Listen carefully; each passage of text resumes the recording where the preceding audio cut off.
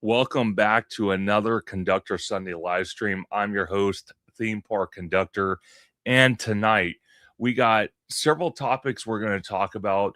One of them is going to be Bob Iger and Josh tomorrow's interview with David Muir on ABC World News Tonight. We also got a video we're going to break down with one of our special guests. He's a really good follower and an awesome guy, and I cannot wait to get his perspective on a video from David from Fresh Baked. We got some other information we're going to talk about as well, but you know, let's just cut the intro and let's get started with these amazing guests. So we're going to add our first guest on the show. We got Ryan, the Disney adult. He has never been on the show before, so everyone show him some love and say hi to him in the chat. Ryan, it's good to see you. Where up? can everyone find you on social media? Mostly on my Instagram. Hold on. At RC Tribe Fan 4 and YouTube at Ryan the Disney Adult. All right, perfect. Well, Ryan, thank you for joining tonight. Again, it's your first time, and I cannot wait to get your perspective on this reaction video we're going to react to. And then we got the one and only Orange Grove 55 with that wild, wicked hair that I love so much. How you doing tonight, and where can everyone find you on social media? Yeah, no, I appreciate you having me on, Conductor. It's great to be on here with Ryan, first time. I love doing this tonight because we are kind of like the nerdy counter programming to the Super Bowl. You don't like football, you can come here and check out Conductor. You know what I'm saying? So it's pretty Tiny Snack, what's going on? But big shout out to Tiny Snack. But yeah, you can find me right here on YouTube, Orange Grove 55, talking theme park studio, all that good stuff. And you can find me on Instagram, Orange Grove 55, and on X, Orange Grove 55. And I did see Bad Bunny tonight, some of it at least, and it was good. It was really, really good. Now I'm more of a Kendrick Lamar guy, so last year's was more my cup of tea. But Bad Bunny, I respect him. He does a lot of great stuff. So he did great tonight. Did you guys check that out? The Bad Bunny stuff? Yeah, I did, and I thought it was well done. Again, you know, I respect him as an artist, and I'm glad he did the Super Bowl to get his name further out there, you know, in the world. And I totally respect that, and I love it. But I agree with you, OG. Kendrick Lamar is my man right there. His Super Bowl last year. Oh man, that was legendary. Legendary, bro. It was crazy. It was crazy. Yeah, it was awesome. But I just want to say hi to a few folks before we get started. We got Felicia in the house. We got David in the house. Always good to see David. And like OG mentioned, we got Tiny Snacks in the house. We got John. We got Francisco. We got the Rogue Attraction in the house. Always great to see everybody here. And we got the one and only Mr. Seymour Duck in the house. Always great to see Seymour. Yeah, I really like when you and him do videos together, especially on the corporate side of the company. So it's awesome content to watch. I appreciate that, Conductor. And Seymour Duck is an absolute rock star. I mean, this guy, for those of you at home that are not familiar with him, he is part of the OG55 family. We do a lot of content together. He has a show on my channel called The Duck Palm. We talk about anime, K-pop, financial stuff, but he knows a lot about like there's a ton of subjects, like whether it be investing, whether it be Japanese culture, all kinds of stuff. So Seymour is your guy. Check him out on X. Give him a follow. And if you have some time, check him out on my channel too. Him and I are always doing videos together. So really good dude, close friend of mine. Love Mr. Seymour Duck. Absolutely. So, gentlemen, this is how it's going to go down. OG, you already know the drill, but Ryan, since it's your first time, basically what we're going to do with this video and the reaction video is at any point, if you want me to pause it, you want to, talk about some, just let me know. I'll pause it and we'll break it down. Okay. Let's do it. Here we go, gentlemen. There is news tonight involving our parent company, Disney. The new CEO has been chosen by the Disney board. Josh D'Amaro will succeed Bob Iger on March 18th after Bob's nearly 20 years as CEO. Tonight, our interview here with Bob Iger and Josh D'Amaro on artificial intelligence, the new Disney theme park, streaming Disney Plus, and about Walt Disney's original dream of bringing joy and connection to American life. Gentlemen, thank you for doing this, for sitting down with me. I guess I have to say congratulations to you both. That would be appropriate. Yeah, an incredible tenure and a new chapter begins. I was thinking about people watching at home and thought I would ask real quick, Conductor, first, because I think everybody. I've said this on my channel, but it bears repeating. I love the fact that they're matching. Like they are. they're all wearing the same kind of thing. You know what I'm saying? So fantastic synergy. I love that. I'm sure, you know, D'Amaro probably called up Murr and Iger the night before, like, hey, are we still doing it, guys? And they're like, yeah, we're still doing it. All right, cool. We're in. Oh, my gosh. Oh, no. They are wearing, oh, my gosh. Oh, my gosh. They concluded with each other. Everybody has, you know, a Disney childhood memory, a favorite Disney movie, a favorite Disney character through the years, a trip to Disney World or Disneyland. But people at home also see how quickly things are changing. Technology, society, people with their phones, the competition for our attention. And I'm curious, Bob, what you think the next CEO has to do and soon to make sure that these childhood Disney memories are still a part of American life for years going forward. Well, I think you touch upon something that is critical in terms of what the next CEO appreciates and what the next CEO is capable of doing. And that is truly, truly appreciating Disney's position in the world and to people. Disney's not just another company. Disney really is a cultural institution that has touched hundreds of millions of people for now over 100 years. And having that appreciation, real quick, Conductor, place Disney occupies. Go ahead. And Iger's absolutely right on that. And a lot of people wonder, why does Disney get so much crap, right? Whether it be from conservatives, progressives. It seems like Disney's always in the middle of all these battles, right? Yeah. What Iger just said is exactly the reason why. Disney is not a regular company. Disney is a cultural machine. It influences culture, you know? And Netflix actually is coming up and being that as well. They are. Netflix is coming up to be a mover of culture as well. But Disney has been this way for a really long time. And that's why you see these political parties fighting over Disney and their content and what have you, because it does make an impact. It is a huge influence on our society. It has been for a very, very long time. The Disney thing is kind of woven in to America, to modern American life. The boomers grew up with it. Gen X, the millennials, and now the younger generations like Gen Z as well, and Alpha. It's been passed on for years, and it just makes a big impact. And what he said is very true. You can't underestimate the power of the Walt Disney Company. It is a massive, massive juggernaut. And that's why I've always said too, real quick, it's going to be very difficult for Universal to sort of overcome them and be number one. Now, Universal doesn't have to be number one to be successful. Like, they can still be number two and still crush it. I just think it's going to be a huge hurdle for them to ever surpass Disney, not because Universal doesn't make great product. They absolutely do, but they don't have that cultural impact yet, at least, that Disney has. Disney has that generational thing. That's really hard to kind of overcompensate. You know what I'm saying? So yeah, all of that is really, it's tough. But anyway, just want to kind of put that out there, because the cultural impact of Disney cannot be understated. No, it can't.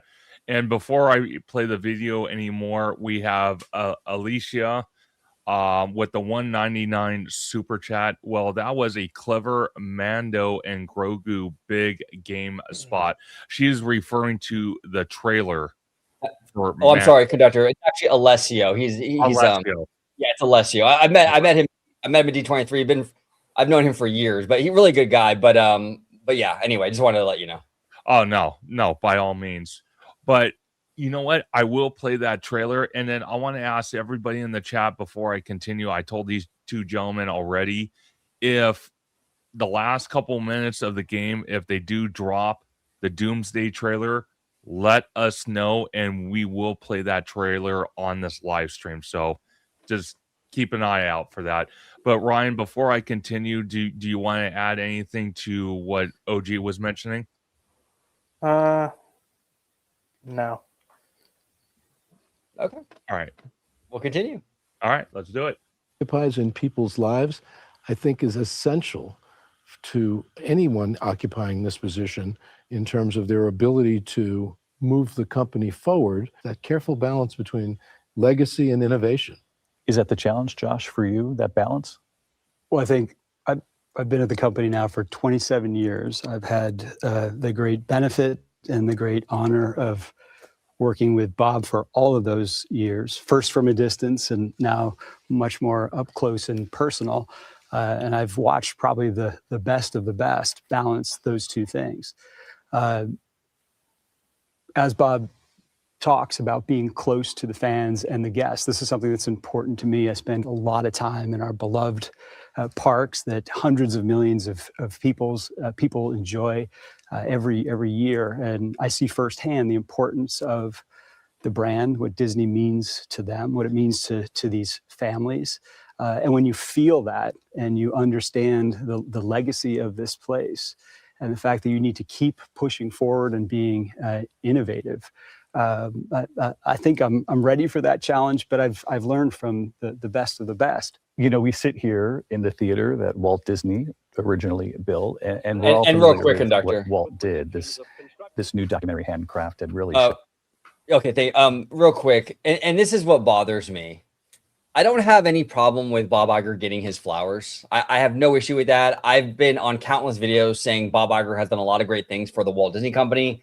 Like I said, the acquisitions shaped the company for the better, I believe, despite some issues with some stuff. I do believe those acquisitions were very important to Disney, and I think they were the right move. But I feel like there's a little bit of performance here. And the reason why I'm saying that is because it feels like Tomorrow is sort of mimicking or parroting what Bob Chapek was saying when Chapek was announced CEO. When Chapek and Bob Iger got on, I think it was CNBC, and they were interviewed when Chapek was announced, it was the same kind of thing. I've learned from the best.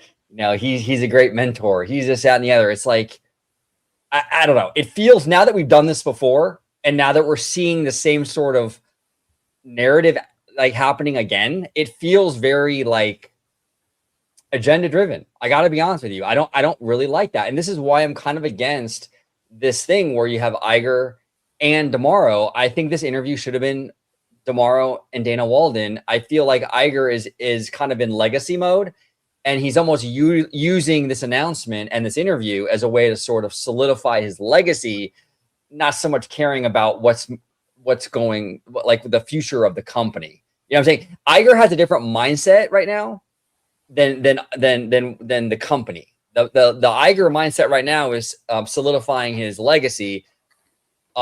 Tomorrow and Walden are looking at the future of this company. So that's my issue with having him there, is because we kind of go off the rails a little bit and we start to sort of like do like, you know, PR for Iger's legacy. And I just don't like that. I'm sorry. That's just how I feel. Yeah, see, it's bad because when you look at it, this interview, what we saw in the parks the other day, where Iger had to be at the parks with Tomorrow, it's almost like Iger feels like he can't let go. Like he still wants to be in the spotlight. It's like, no, Yeah. You've had your time. You've had 20 years. You named Tomorrow as your successor. Let Walden take control, and you take a back seat. I agree. But he won't. He No, won't. he I won't. agree. Iger shouldn't have been in that interview. It should have been both of them. And Dana should have been the one with Josh at the park the other day. Yes. Agreed. I agree, Ryan. I completely agree with you on that. And you know, it's crazy because I've had people tell me on Twitter, like, well, you know, come on, it's a passing of the torch. And I understand that. But the problem with, okay, if this was like the first time this has happened, I think you can justify some of this stuff. But we've been here before. Just 6 years ago, we went through the same thing with Bob Chapek. Exactly, and that was a disaster. Exactly, Ryan. I mean, how, you know, we've already gone through the long goodbyes with Bob Iger. I think everyone's just ready for the new team, and I think he's overstaying his welcome a little bit. And he's, by trying to like solidify his legacy, he's almost damaging it in a way. He should just back off and let DeMauro do his thing. 100%. Shows just the incredible risk-taking that Walt went through. He leveraged everything. He leveraged his home to build Disneyland in a year.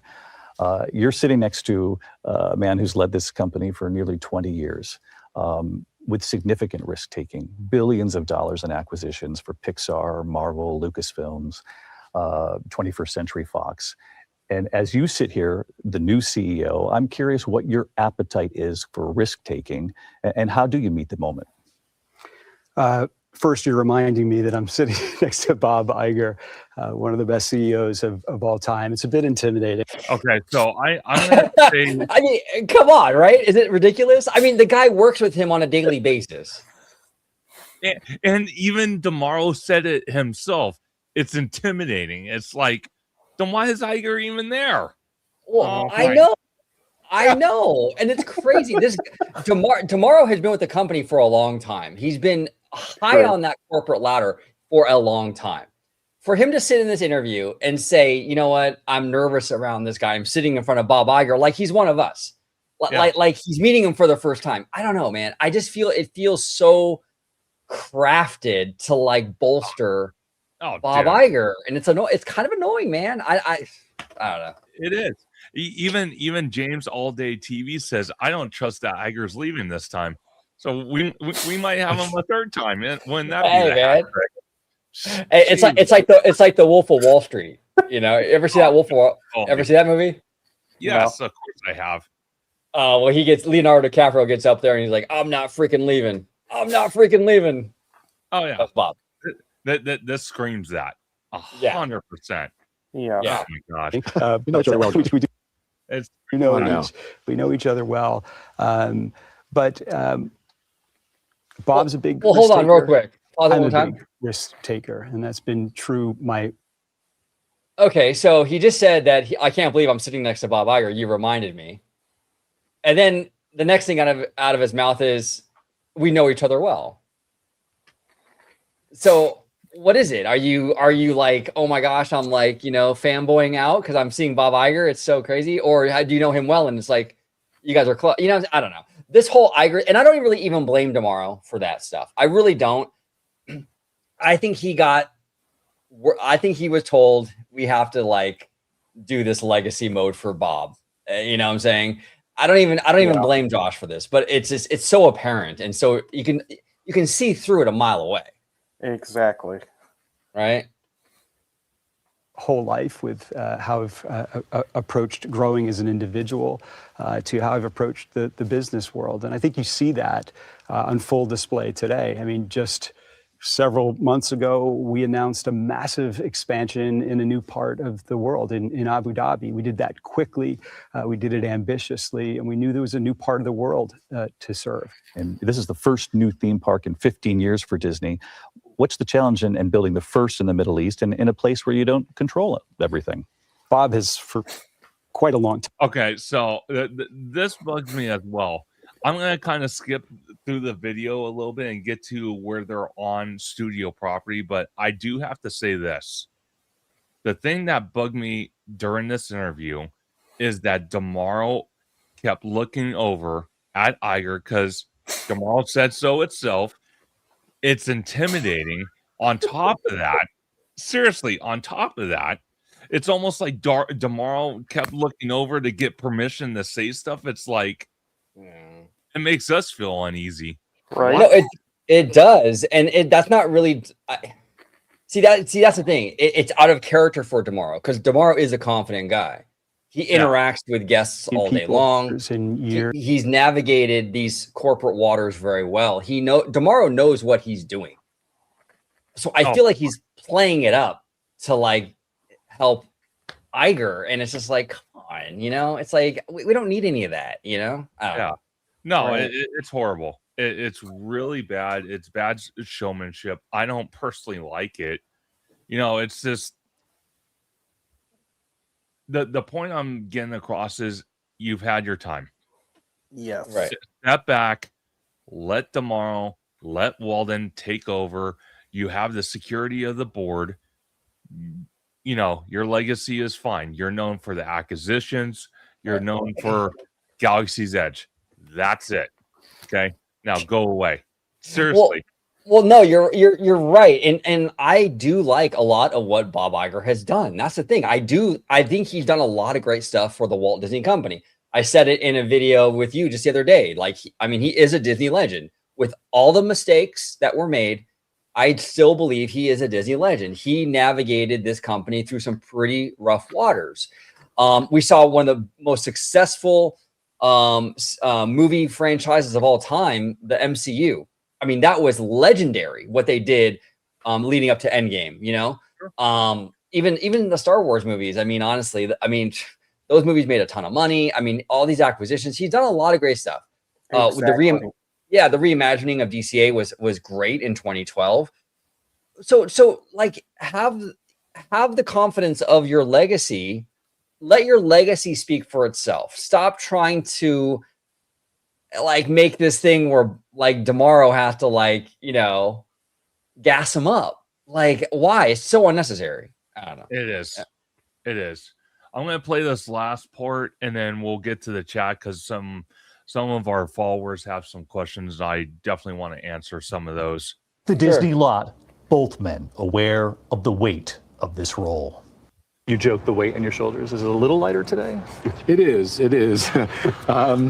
Yeah, you know, it's you can't just turn the switch off one day on something that you've been so involved with, and it's such an important part of your life. But I'm just looking forward to quieter moments and quieter days and a little bit more, I don't know, room in my life. But we know Bob Iger, it's not going to be too quiet, Yeah, if I had to guess. And for you, conversely, is the weight a little heavier? Yeah, the responsibility, the sense of responsibility that I have for this role and this company. Of course, I feel the weight on my shoulders. I think I should feel it, but I just feel so fortunate to be in a position to be able to be that next steward for the brand into the next 100 years. Well, 28 years and many more to come. Congrats, Josh. So in all reality, it was a good interview. It could have been a lot better if Iger was not there and it wouldn't have been Dana Walden. And the fact that, again, I'm going to state the obvious. He kept looking over at Iger every time David asked him a question. Right. It made us feel uneasy. Now, what OG calls the soccer mom fans that don't really dive deep in these details, but we all do. You know, me, OG, Ryan, Ricky, David, and I can go on and on. This is like really just like annoying me seeing this, and OG kind of feels the same way. Do you not? It's basically cringe. Oh yeah. Yes, 1,000% cringe. Exactly. I mean, I feel like that interview was all about setting this narrative that like Demaro is like, oh, Bob, thank you so much for everything, Bob, Bob, and not really about the future. And I think Disney fans, investors, Hollywood, we want to hear about the future. We don't want to like harp on the last 20 years. And that's the issue. And our good friend Jay Shear, who I love, Jay Shear, shout out to him. He's talked about this, where Bob Iger's mission right now is legacy building, but Disney's mission is completely different. Disney's mission is more forward focused, and they don't align. And that's why there's an issue when you have Bob Iger in the room with this stuff, because he kind of takes it over. And I would have liked to hear more from Demaro about the future of the company and less about, you know, how great Bob Iger is. We know how great Bob Iger is. I mean, no one's, you know, he's done a lot of great stuff. I don't need to be sold that again. So, Exactly. We want to know what's next. Exactly. Thank you, Ron. 100%. because Ryan, you've probably heard it. I know OGs has heard it multiple times. When you go to the parks, I consider us investors. I don't consider us consumers. I don't consider us, I do consider us citizens of Disney. I do consider that point, but we are more investors than anything. So that's exactly I want to pivot to, because that's what I kind of feel. But let's get to some comments here. We got James All Day TV says Iger is Jordan Belford. Yeah, he kind of is. We got Brian 8928. He mentioned he ain't leaving. He's gonna die being the CEO, and his ghost is gonna come back to service. So is he gonna be the 1001 ghost in Haunted Mansion, just kind of looking over, or what? And I hope not. Yeah, I hope not either, because that would be so bad. We got Cal Waves in the house. Shout out to Cal Waves. He mentioned Netflix is making a new dinosaur documentary film. It is popular. Do you think it will give Disney confidence to do something new with dinosaurs? I don't know how I feel, because the dinosaur market kind of belongs to Universal and Jurassic Park, aka Jurassic World. I don't think Disney's gonna dab in that anymore. Yeah, I agree, especially since they just closed Dinosaur. Yeah, exactly. So I don't think Disney's gonna dab in that. Sorry to say it. We got John in the house. He mentioned, well, maybe I think it would be in the form of a secondary plot, or serve as the background of a TV episode or scene in a movie. More than possible. James All Day TV says Bob Iger's legacy was destroying Walt's legacy. He said Walt should not be reverted? Yeah. I don't know if I agree with that. I don't agree with that either. Like, I think Bob Iger did a lot of good, like OG was mentioning, but he did some stuff I don't like at all. Like, for example, when Chapek came in, Iger never really left. And I've said it time again, he played the puppet master. And every time he probably was told about COVID. Oh yeah, and Chapek got dealt a bad hand. He got thrown in the mix right before COVID. COVID screwed up a lot of things for the industry and the parks. But the one thing I will say is Iger is stuck around, and he meddled in things he shouldn't be doing. And when he made Chapek the scapegoat for it all. Exactly. So when things went down, Chapek was to blame, and no one knew Iger making the call. So that was something. And Iger fixed a lot of it, just not everything. Like, he could have brought stuff back that he didn't. No, he did not. And we got John Bradford in the house. He says Bob Iger is acting like a former student who couldn't stop hanging around school after graduating. Yeah. No, 100%, John. And I appreciate John. Big shout out to John Bradford. He's been a friend of the channel for a really, really long time. So good to see you, John, as always. But no, you're right. And it's just, it's kind of a shame that Bob is acting this way, or feeling the need to do this, because like I said before, his legacy is not terrible, No. And I mean, look, it's not perfect, but neither was Michael Eisner's. Exactly. No. I mean, I don't know why there's like this big push from him to cram it down everyone's throat, when you don't need to do that. Back off, let Tomorrow do his thing, and you will be seen as a good CEO. But the more you try to convince, the worse it's making you look, No, absolutely. So I'm going to get the two more comments before we play the David video from Fresh Baked. And shout out to Fresh Baked for always being boots on the ground at Disney and other parks, but mainly Disney as his home base. No, absolutely. We got Nathan 7478. He mentions that's just a fluff interview with the boss. Didn't expect anything hard hitting from ABC News, owned by Disney. I agree. Yes, exactly. So fluff piece. So what he's saying is, you got to get DeMauro on a Conductor Sunday. Oh, dude, I would love it. Dude, I would love that. Are you kidding me? Klaus would probably do it. He probably would. He probably would. Remy D. Oh, go ahead, OG. No, I was saying, Conductor, make your moves, man. Get him on the show. Yeah, hey, I'll reach out. I have no problem. Hey, it's special access. We got Remy D in the house. Always great to see Remy D. He says, I just learned that Walt was never the CEO of Disney. Right.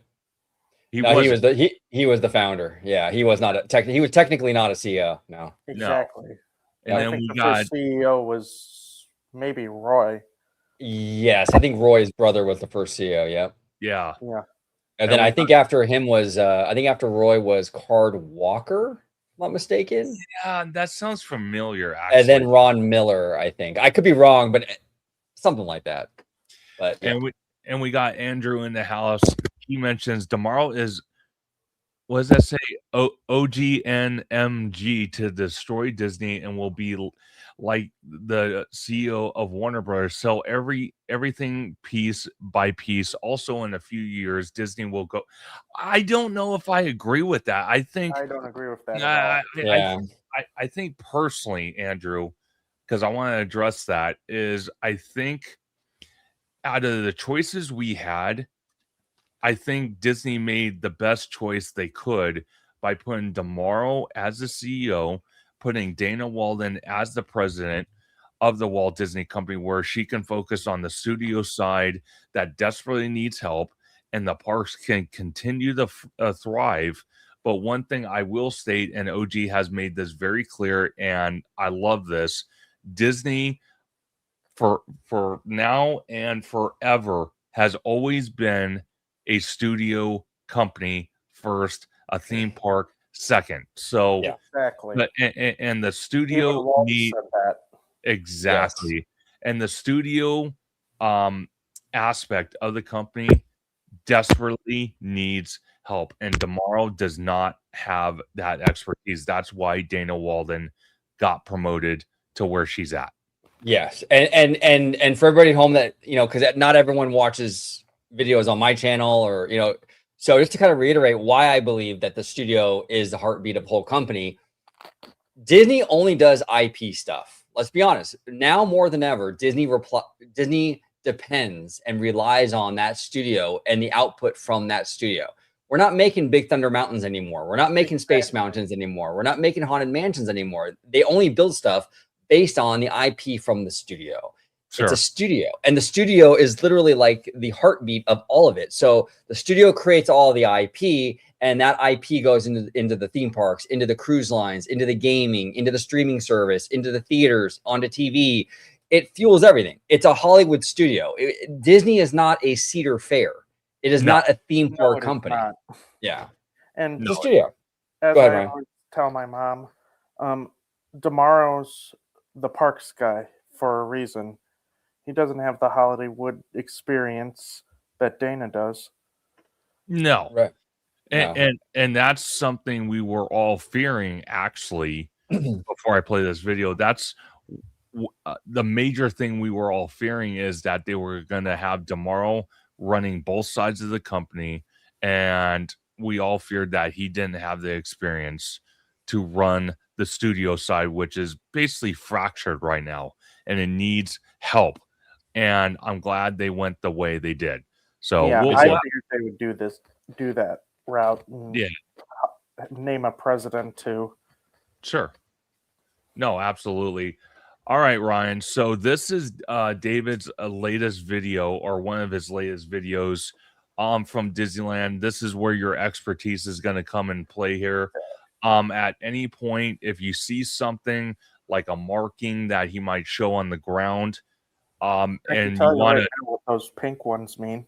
Oh yeah, let's hit the ground running, Ryan. Please go ahead. Almost positive that those are for, like, those are meant for, like, pavement that's getting removed. Okay. So do you think that there can be underground conduit? That's why they're going to remove that. So cut into probably. Okay. Because of that green box right there. Okay. So this green box right here. That's probably like wires and stuff in that under that. Okay, gotcha. Makes That's sense. probably why all that stuff behind all those two rides in DCA are closed. Yeah, so they just reopened just the other day, but I can tell you this, as they build Coco, those two attractions or multiple attractions in that area will go down and up throughout the year. I can almost be certain of that, but I would not be surprised either. no, absolutely. So, gentlemen, again, same rules apply. You want me to pause it, stop it, discuss, let me know. The Disneyland Resort is not what we thought. There's fascinating new information that changes how we perceive this entire project and perhaps even Disneyland Forward. This could be Disneyland Forward. And we're going to tell you everything right after we check in on Rise of the Resistance. Hey, you're not authorized. Please, this wasn't a prison. Because we have a new development here as well. Scrim and scaffold up in front of Rise. We were here last week. The walls were up. And we were kind of like, were they really going to be doing stuff outside, out in the queue space? And sure enough, they are. There's a scrim and scaffold up. That's around that turret thing that separates the standby queue from the Lightning Lane queue. So there is definitely a refurb of some kind, paint and polish most likely happening outside in the queue space. We're going to take a trip in and see if we can't spot anything. What I did find actually here was the smell of paint. My guess is that it's the rails, along the queue, although they do look quite a bit like they did before this. So I'm not sure I don't know what else they could be repainting other than those sort of black wavy sections in between the two posts that define the queue. I did, though, we got some before footage that shows that a lot of those rail sections were quite worn and chipped. And if you compare that to the B-roll that we just shot or showed you here, that does look to perhaps have been repainted. So signs of paint and polish happening in the queue. We did find another access denied sign that is entering the cave as you make that right turn into the interior queue. Plus, these two scrims have been put up in those little window-like opportunities in the cave where you guys can look into or out of if you're in the caves. But they've got scrims up, which suggest that there is something happening, some sort of refurb happening inside the caves as well. And believe it or not, that's like literally the only thing that's happening right now at Disneyland other than this Galactic Grill project. We saw that they had taken down the scrim and scaffold. There was paint happening there. They're redoing the paint job, the new color scheme. But that scrim and scaffold is down. But up now are these construction walls outside Galactic Grill. So I just want to clarify something on this because we've all talked about it. That I feel a passion of just taking a bulldozer to this land and starting over.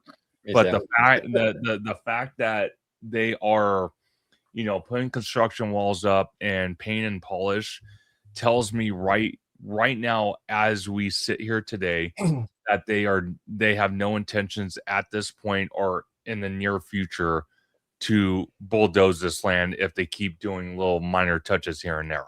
I completely agree with you, Conductor. You're absolutely correct. I mean, this land is not going anywhere for at least a few years, because right now the focus for Disney for this, resort, Disneyland Resort, is DCA. Yeah, we got two of. Go ahead, Ryan. I'm sorry. Get a new Tomorrowland in 2028 is when that gets announced. I hope so. That would be so not this D23, but like the following one. Yeah, I don't know what to expect for this D23, especially with Damar now as CEO. He may want to go big, but who knows? Well, it's tough, right? Because it's kind of a weird year for D23 because they announced everything under the sun last time. Exactly. So, you already have stuff in the pipeline. And now how do you announce more on top of that? But then you're right. He's CEO. He's going to want to go big. So it's kind of a predicament. Maybe we'll get some surprises that we didn't even see coming. Yeah, I hope so. I would honestly hope so, Ryan. And you make a valid point. Yeah. My question to add on top of what you said was, who's going to come on stage and get the crowd hyped up? because now Michael that Moriarty. Michael. Okay. Hey, as long as I'm sitting in that Honda Center and I can be excited, I'm fine. If I get bored in the first 5 minutes, then we have issues. Now, remind me which park he's in charge of. Wasn't it Hong Kong? Let me check real quick. I thought it was Hong Kong. 1 second. Michael Moriarty, right? Yeah.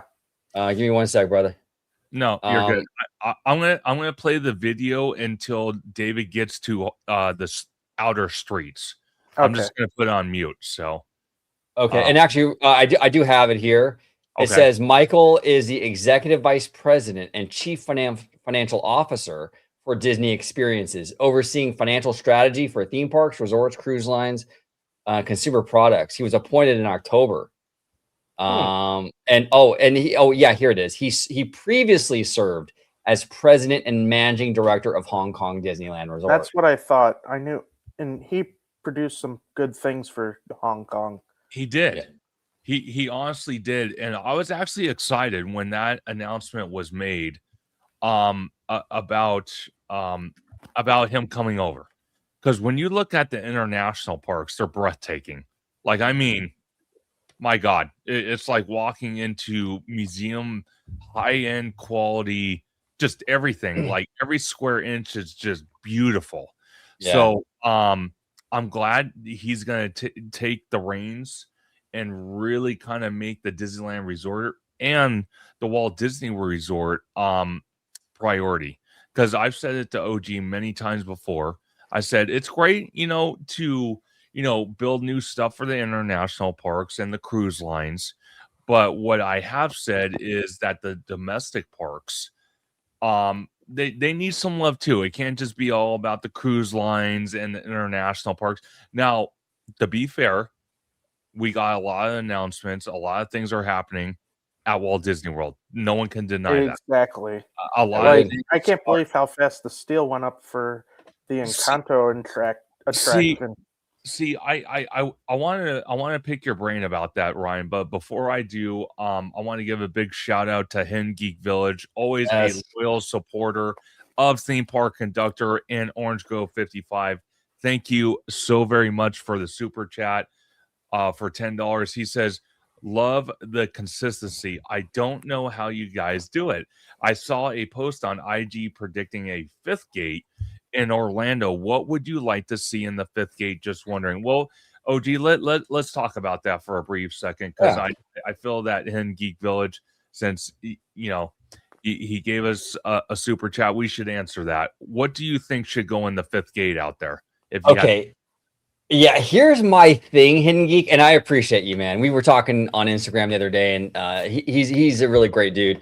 But here's my thing about a 5th gate. I don't think they should do a 5th gate, at least not yet. And I'll tell you why. Walt Disney World is already like almost a 2-week experience. I mean, agree. Right? But between the 4 parks and everything else, it's a lot to do. Yeah. And people right, exactly. And people only have so much PTO and so much money to spend. You get to a point that you start cannibalizing your own stuff if you build another gate, Yeah. But go ahead, Ryan, if you want to elaborate on that. Honestly, what would the theme even be? You're not going to build another castle park. No, you're not. And it's kind of hard to do something like that, because then it's like, you want to entice people to come to your park or the new park. And it's kind of like, what do you do? At least for us at Disneyland, and I know OG's going to get excited. That's why he's drinking his coffee. That's why. Or his tea.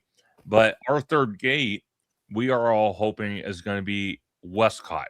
So we have something, to look forward to. I would not be surprised if maybe that's one of the surprises at D23 in August. So my whole thing is it's a conflicting thing, Ryan. And don't get me wrong, I would love to see something like that. My whole thing is they probably will not announce anything for at least Disneyland, unfortunately, until Coco's done, the 2 Avengers attractions are done, the Eastern Gateway is done, and then they're starting to work on Avatar. Once they have all the other projects done and they're starting to work on Avatar, then I kind of feel that 2028 Speaking of D23 Avatar, oh, go um, ahead. OG, I'm really concerned about what Mondo said.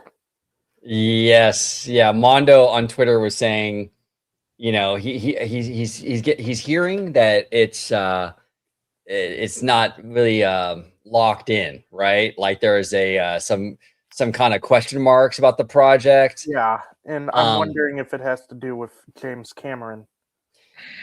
That's a huge possibility. That is a huge possibility. Now the other day though, I think it was yesterday or the day before, our friend Giant Peter on Twitter was saying that Hollow Gelato, did they have that D23 DCA event? Yes, they did. And actually, you know, to elaborate on that, OG, Go ahead. George did call me today, or I Okay. actually called him and we talked about it. And him and his wife Abigail were sitting in where they were holding it, and they officially confirmed that it is going in the Hollywood backlot. That is 100% lock according to Imaginary. That is what they told everybody at that D23 event. Why didn't they post it on the Disney Parks blog? They should have. I couldn't find it anywhere. That was the only thing I saw was Peter tweeted it. That's all I saw. Especially because what would fit better there is Zootopia, like George says. I see that this is something that's conflicting as well, because you know OG has brought it up, and it's a valid point that Disney said that it's going to go in this land.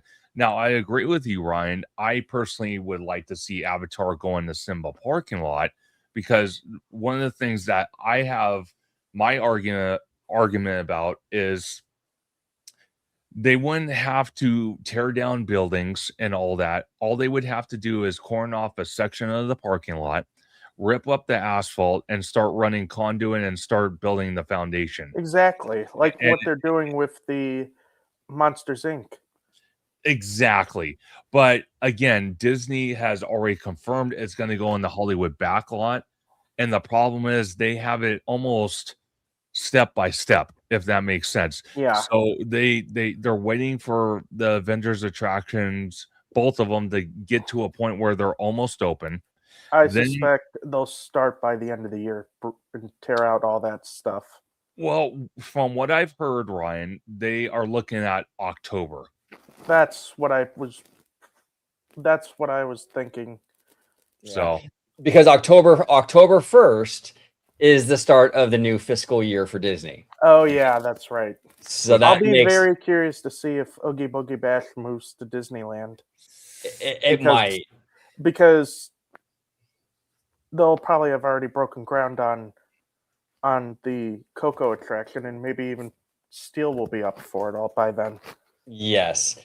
Yeah, it's very interesting that they're really locked in with the Hollywood Land thing. Now, here's the thing. I don't disagree with you fellas. I do think Zootopia, I would take all of Hollywood Land out and put Zootopia there, replace the whole thing. That's what I would do. It would make more sense. It would. I think, though, my stance on it now is that is something Disney should have decided years ago. Unfortunately, I agree. We're stuck with it now. You know, they've already made that decision for it to be Avatar for whatever reason. And there could be a reason that we're not even really sure of.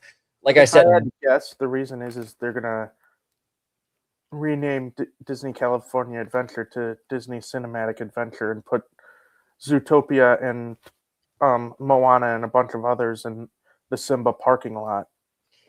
You're probably not too far off, Ryan. Yeah, I'm sure maybe they dropped that news at this year's D23. Yeah. Or 28. Yeah. I mean, Zootopia is going to come to DCA. I mean, it's not going to go. They already have the characters there. Yeah, exactly. And those meet and greets are usually beta tests to see if certain IP works in certain areas. And they obviously work there. And Zootopia just crossed, I think it was 1.8 billion worldwide today. They did. I will be very curious to see where in Disney World it would go. Because it could easily fit in, well, maybe not Animal Kingdom, considering how poorly the show's doing. But maybe maybe Hollywood Studios Yeah, Hollywood. replacing the Indiana Jones stunt show, where Yeah. where that guy got injured. Yes, that would be a good spot for it. I know Joe Rohde does not want it in Animal Kingdom, and he's Yeah. still involved with the company. I think they will respect him on that. I agree, since he is a Disney legend. Oh, absolutely, absolutely. Now, real quick, our friend Rudio, if you can pull up Rudio's comment, real quick, Conductor. This is like in real time here. Super Bowl. Disney just proved once again how cheap they are by not airing a Toy Story 5 trailer during the Super Bowl. Come on. And Rudio, I want to ask you, did they debut the Doomsday trailer? If they did not, please comment down below, because that is, again, another slap in the face or reversal that they didn't clarify, because they even mentioned, not Disney themselves, but someone mentioned, and then it just went viral. Yeah, I didn't think so. They didn't. So Nope. that's kind of disappointing. They didn't do Yeah. that. Yeah. The commercials this year, there was one, which I know you fellas probably don't know much about it, but like it was a State Farm commercial. I was looking forward to that one because Cat's Eye, it's a group that I like. They were in that commercial. I like that group too. I have Gnarly on my phone. They're great. I love Cat's Eye. Exactly. They should have had them sing Gnarly. Thank you. Why they were background dancers. It was like just a waste. And go ahead, Ryan. They should be a halftime show eventually. Oh, yes. Yes. George would agree too. Yeah, that group is really coming up. They're blowing up big. Is it that group 17? Yeah, they're a boy band, right? I think they'll probably eventually get one. No, absolutely. BTS should have gotten one already. I mean, BTS is huge. Exactly. Yeah, they're massive. Absolutely massive.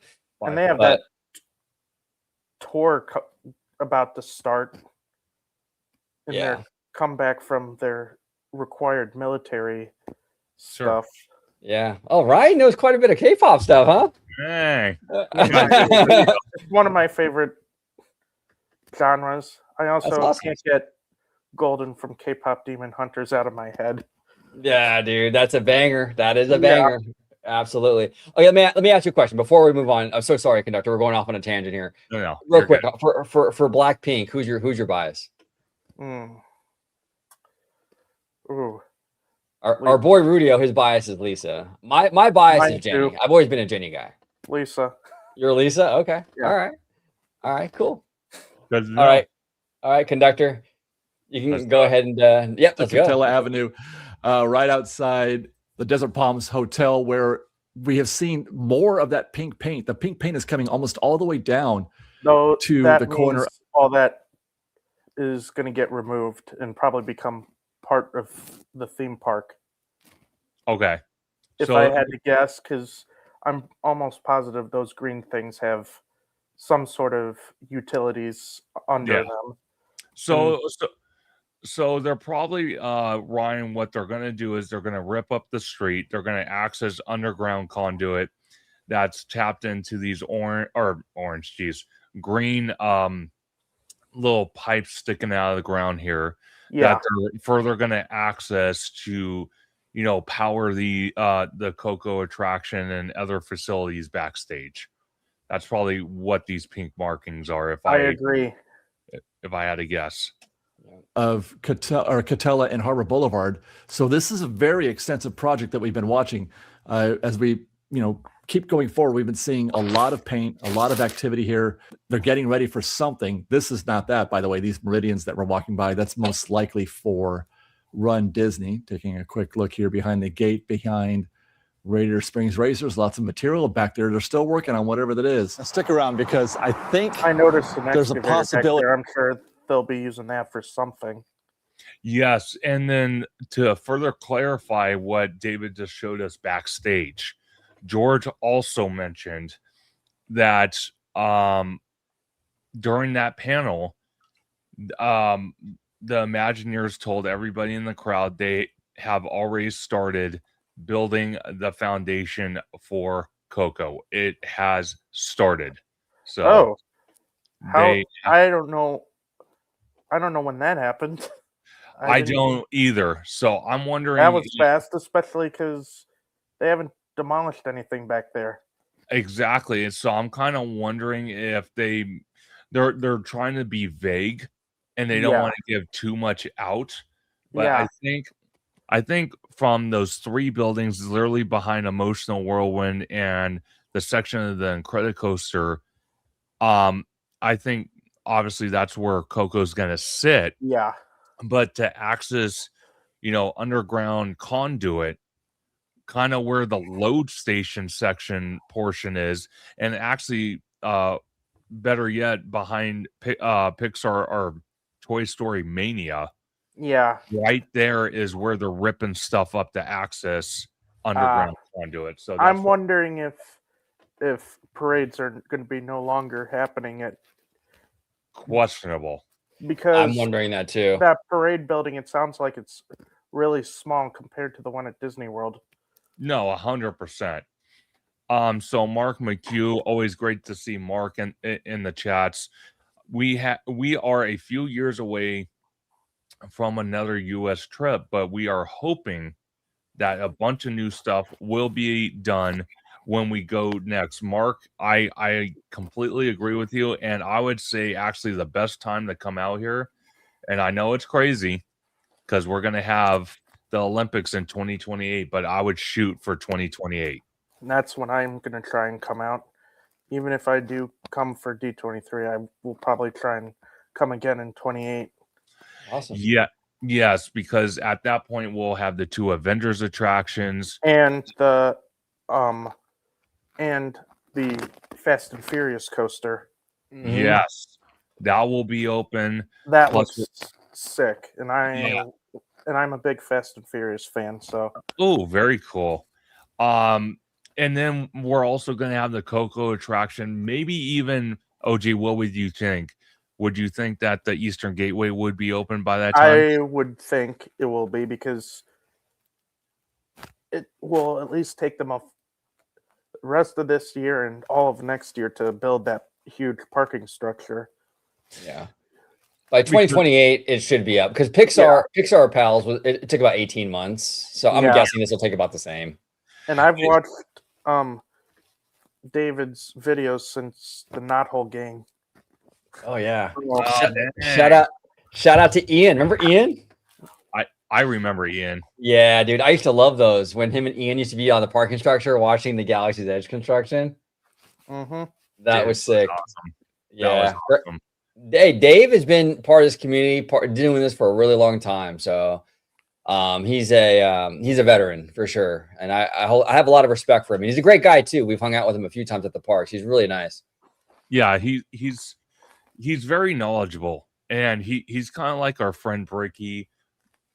They're kind of molded the same way, but obviously 2 different, thought opinions about the same thing, which is great because when we're seeing this type of activity at the parks where it's going to be future, attractions, future, development for the parks, it's always great to have multiple opinions, multiple, thought processes, so you can kind of take all that and then evaluate and then come up with your own, fact and own opinion about what you're seeing in the park. So that's a great thing as well.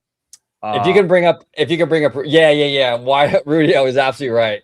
Watching those weekly parking structure Galaxy's Edge construction updates proved we're all sickos. Absolutely, man. Absolutely. In the greatest way. Exactly. That's why we nerd out. Right, exactly. There you go. We're not what would you call ourselves, OG? We're not the soccer moms. We got to come up with like a name for all of us nerds, and it can't be theme park nerds. It's got to be a unique. Yeah, it can't name. be. No. The theme park conductor. Well, and that's what I love about this, right? Because it's like we come together as a little nerdy community, and we can all try to figure this stuff out together and speculate. That's what makes this stuff fun, right? And even like with Star Wars, I mean, I remember like the lead up to like the sequel trilogy, like a lot of the fun factor of that whole thing was like speculating what's going to happen, right? Exactly. And my sister was wondering why was that all of the trailer we got for when in the halftime show. Like, are they going to go to Hoth? Oh, you mean for the Mando and Grogu? Yeah, Well, because it was go ahead. interesting, especially Go with ahead, the 'cause- tauntauns. It makes me wonder. Well, while you Yes. guys are talking about it, I'm actually gonna find the video, so I'm just gonna go off screen for a second. So continue. Go ahead. Yeah, absolutely. That's a possibility. It was an interesting trailer. It was almost like an homage. I think they were trying to. Yeah, Alessio, we are talking about it now. About the Mando and Grogu trailer. I think they were trying to pay homage. I don't know if you remember, Ryan. Years and years ago, there was a Budweiser commercial with the Clydesdale horses. Yes, I remember that. Remember that? I think this Yeah. Mando and Grogu trailer was like an homage to that, but they were using tauntauns. Yeah. So that's why it was confusing. Okay. Yes, but I think you're Using right. Sam Elliott was interesting. Like, is he going to be voicing a character? Yeah. No, that's interesting. I'm curious about that. Alessio said yes, it was an homage to Bud Light and Budweiser. Okay. Yeah, it felt like it. It was clever. I mean, I don't think that approach to this is gonna. I don't think all fans are gonna love that. You know what I'm saying? But I thought it was cool. I mean, I don't know. I mean, it wasn't. It didn't blow my mind, but Sure. it was interesting that they kind of thought outside the box with that, because I've never seen Star Wars do something like that, to be honest with you. No, I haven't either. No, I haven't. But here we go, gentlemen. Here is the trailer, the vague trailer of The Mandalorian Grogu. Sometimes we choose our path. Other times the path chooses us. Through it all, we keep pushing forward, driven by a deeper purpose, guided by an unseen force. The journey never gets any easier. The bond just gets harder to break. This is the way. Okay. I 100% see where you're coming from, Ryan. This does scream Hoth in a way, but that as much as I appreciate them, putting this out there, I wish there was a little more detail, especially since the movie's so close to opening. I kind of wish there wouldn't have been a couple scenes from the movie or something. This is like extremely vague. I agree. I would have liked to have seen Zeb from Rebels. I think that I think this would have been fine, like maybe last year. Yeah, I agree. Yeah, but the movie comes out in a few months. Like I think fans were looking for a little bit more. I think it will make millions. Oh, I think it'll do well. Yeah, I agree with you. I think it'll do well. You have Grogu in it. I mean, everyone. Exactly right. Well, yeah, I what mean, kid doesn't love Grogu? Yeah, I mean, grandma, soccer moms, everyone loves Grogu. Yeah. Let me ask you this. This is for both of you gentlemen. I'm going to start with you. Sure. Because Lucasfilm is going through a massive transformation. Kathleen Kennedy is leaving or has left Lucasfilm. This Mandalorian Grogu, is this one of the last projects she was involved with? Let me ask you that first of all. Oh yeah, she was definitely involved in this. 100%. 100% involved in this. Yeah. And we're not going to see there's a delay. There is an absolute delay when it comes to movie production stuff, right? So when you have new leadership come in, you're really not going to see the fruit of that new leadership probably for 3 or 4 years. Oh, sure. Because it takes a while for these films to get produced and then released. So really anything that we see from Star Wars for the next like 2 or 3 years is absolutely Kathleen Kennedy still, right? Yeah. So the second question I have for you is, because both of you kind of feel that this movie's going to do well in the box office. I do. Is it going to be a positive for Kathleen Kennedy, or is what she's done with Lucasfilm too damaging and too negative, where even if this movie does well, it's still not going to change her image, how fans see her? It's tough, man, because the thing is like she's kind of like she's kind of in a bad spot. And what I mean by that is that this franchise is very much tied to Filoni and Favreau. Sure. Right? But Kathleen was running Lucasfilm. So if it does poorly, it's going to fall on her, right? Yeah. If it does well, though, fans might say, well, yeah, but it was mostly Favreau and Filoni. You know what I'm saying? Like, it kind of like she can't really win either way, almost in a weird way. But overall, to answer your question, not to muddy the water too much, I do believe if this is a huge hit, let's just say the movie gets released and fans love it, it makes over $1 billion. You can't argue with success. So it will likely be a feather in her cap for sure. But yeah, so we'll see. I don't know. Here's the thing. I think it'll make money because you have Grogu in it and everyone's going to want to see it because of him probably. But I don't know how the fans are going to like the movie itself. Star Wars fans are really particular, man. They are. And yeah, I mean, it could be a divisive film. Who knows? So it's a roll of the dice. Yeah. We'll see. 100%. Ryan, I want to ask you the same two questions. What do you think? Do you think if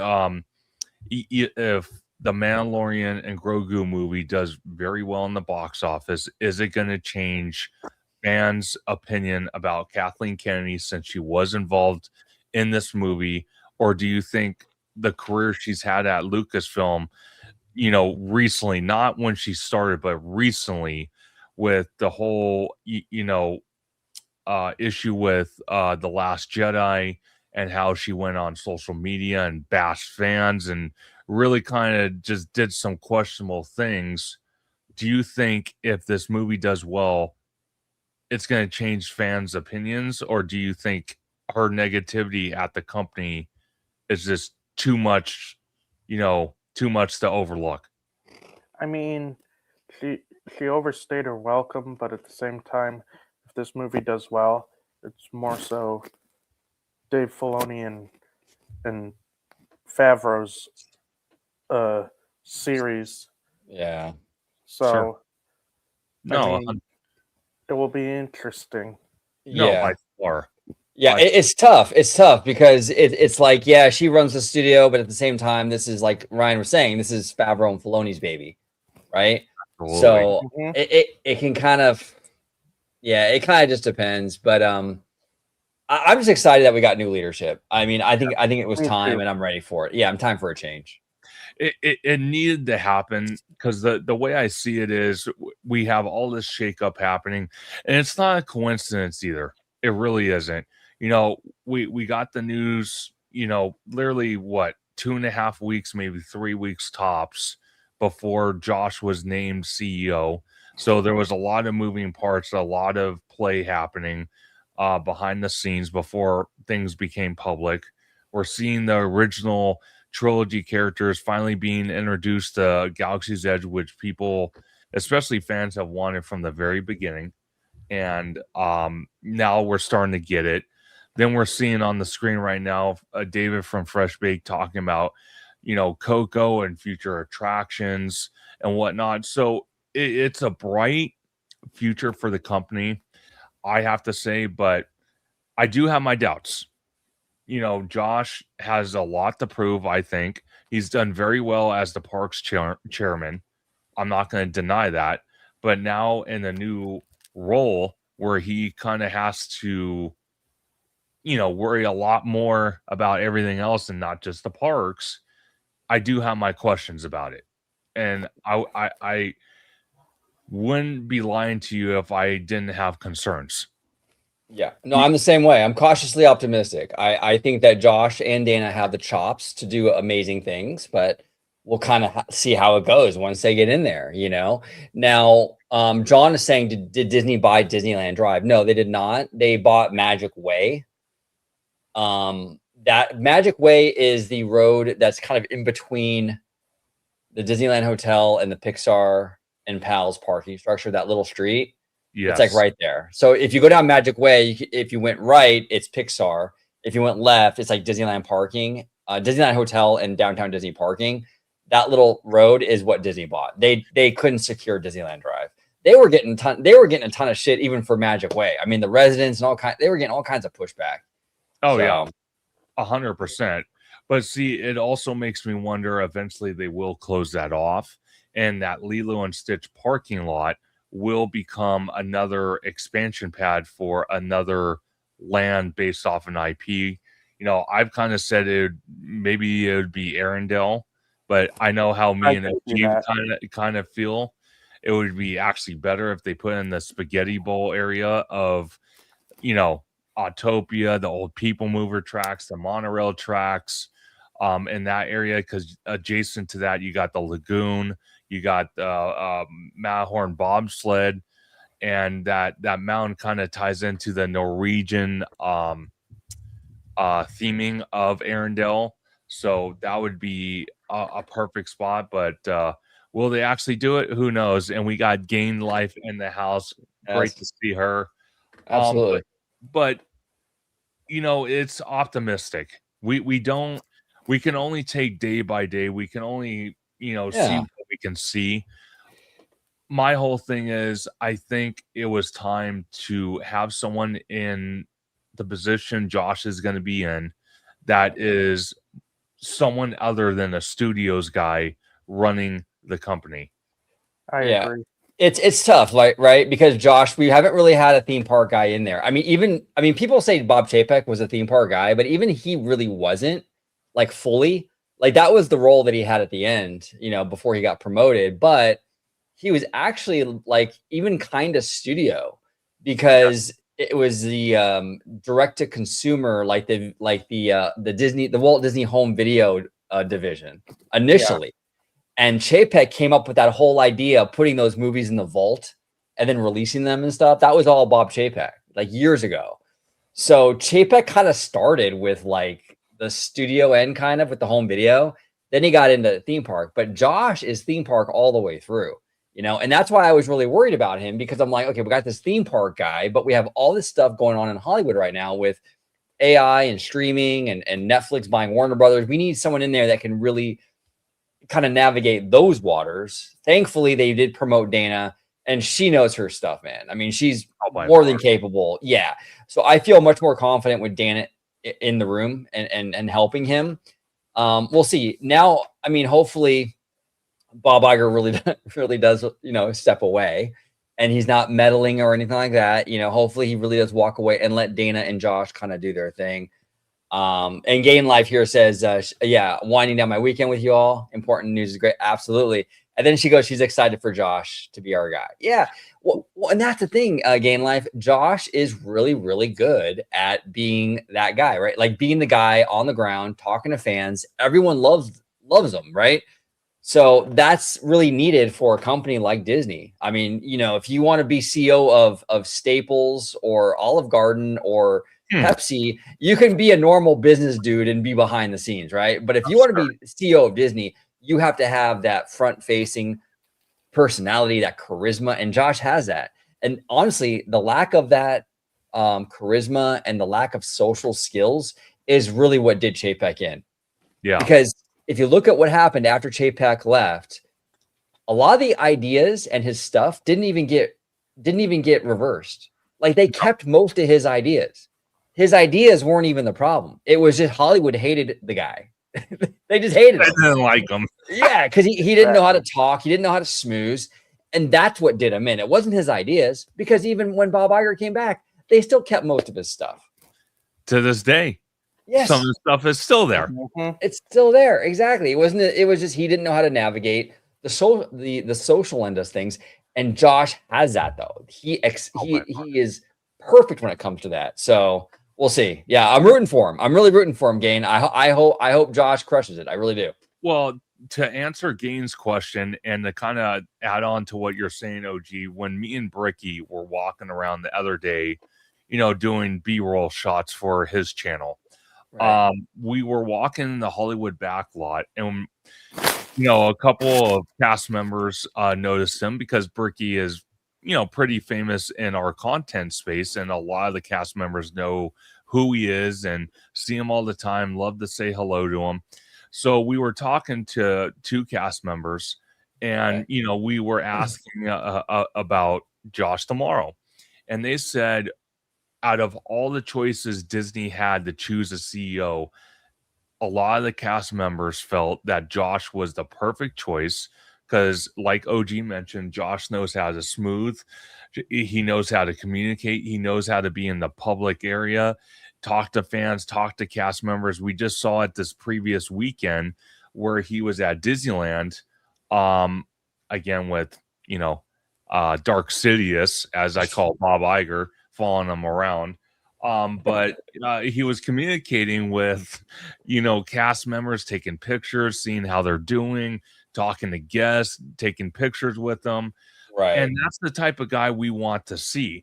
And that's why a lot of the cast members, even the two we talked to, they said, yeah, a lot of us cast members are really excited to see what Josh has in store for the company, because when he ran Disney or Disneyland as the president, things were honestly in the positive because Josh cared. Josh, took that effort to meet with the cast members, talk to them, Right. trying to see how he can improve things to make it better for them. So a lot of them are very positive about Tomorrow becoming the CEO. So I really don't get a sense that there's too much negativity coming from the cast member side. The problem is with Bob Iger, though, is, and we talked about it on OG's channel the other night, was two comparisons. Okay, if you want to have drinks with both gentlemen, right? Okay. Yep.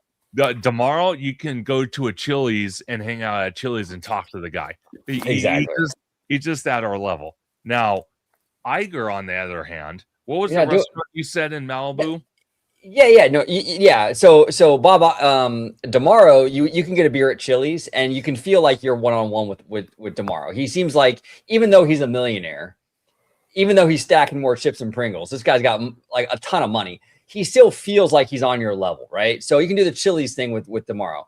With Bob Iger, though, he's got a good personality. I think he does have charm and charisma, but it's more like high end. Like you would go to like Jeffrey's in Malibu or something with Bob Iger. Like he's very like part of, like he mingles with his tax bracket. That's the vibe I get. Like he's not going to Chili's, I'll tell you that right now. Okay. He's not going to Chili's, but Tomorrow would, and that's the difference. So Tomorrow absolutely would.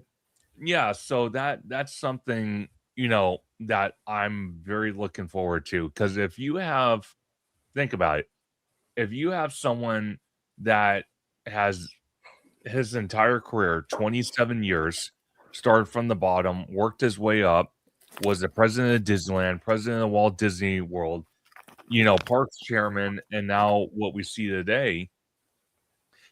If the cast members feel positive about it, then we all should feel positive about it. Because the reason why I bring that up is because the thing is, I would have more of a concern if cast members were coming out left and right saying, I don't know about Tomorrow. It's questionable. He did some things at the company we didn't like, and blah, blah, blah, blah, blah.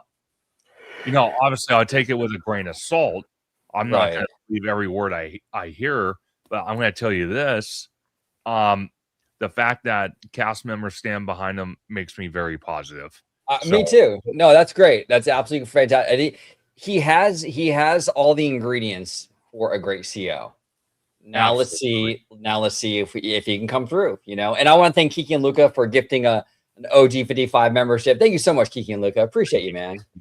It's always good to see Kiki and Luca in the house. Oh, absolutely. He's absolutely amazing. I love when you have him on the channel. He's absolutely phenomenal. Yeah, we did I did one video with Kiki and Luca like about a year ago about his trip to Japan, and it was amazing. Absolutely amazing. Everyone check that out. It was his trip to Tokyo Disney. And we had a really good time talking shop. So I'll have to rewatch that. I think I watched it originally when you debuted it, but I gotta watch it again. yeah, Andrew says Bob Iger was a great CEO and head of Disney, but had a bad moment. Also, too many politics. See, that's the other thing, and I don't want to go on a tangent too much, but also I want to thank Kiki and Luca for gifting a theme park conductor membership. Thank you, Kiki and Luca, for being a avid supporter of Orange Grove 55 and theme park conductor. But one thing I will say about, the politics thing, Disney has no business whatsoever getting into politics. They need to focus on the studio. They need to focus on the parks and experiences. They have no reason why they should be fighting with DeSantis in Florida or the Reedy Creek situation or, fighting, the Trump administration or whatever politics there is. They have no business getting in the middle of that. Well, Bob Iger, I don't know. I mean, Bob Iger even fought with Bernie Sanders. I mean, I was a big Bernie supporter back in 2016, and I remember the back and forth that Bob Iger and Bernie had even. So, I mean, they were taking it from both sides, and it was kind of crazy. And you're right. It's best to stay out of that stuff. But the problem is, like what we talked about earlier in the show, when Bob Iger, in that interview, he said Disney is a cultural mover. Like Disney influences culture in a big way, and it always has. And it's generational. So a lot of these politicians and these political groups, they latch on to Disney because they understand the impact Disney has on culture. So they want to get their politics inserted in it to make that impact. You know what I'm saying? But they got to remain as neutral as they possibly can. Universal does a real good job at that. I mean, they kind of stay out of it, so yeah. Kind of do that whole thing and just kind of stay out of it and just do your thing. No, 100%. I literally could not agree more. So Ryan, I'm going to ask you, because that's why I have it paused on the screen here. So if you can further just clarify for me and OG and everybody watching, what are these markings we are currently looking at here? Well, the orange is like before. That's for concrete. The other ones are for conduit stuff. Okay. And then, because that little gray thing there's conduit under that. Okay. Oh, okay. Like that little lid or whatever? Yeah, there's like wires and stuff. Okay. Gotcha. Okay. That actually makes sense. So again, this could be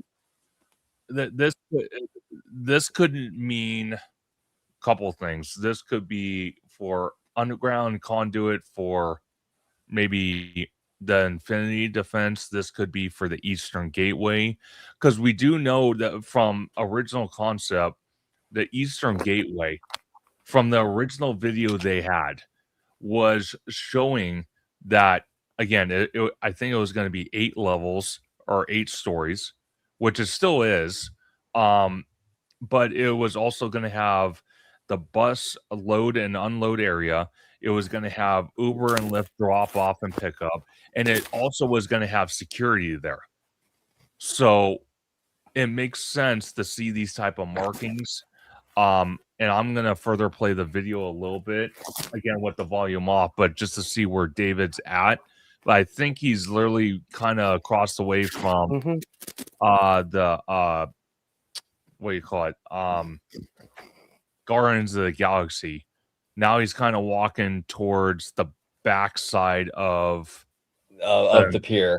Yeah.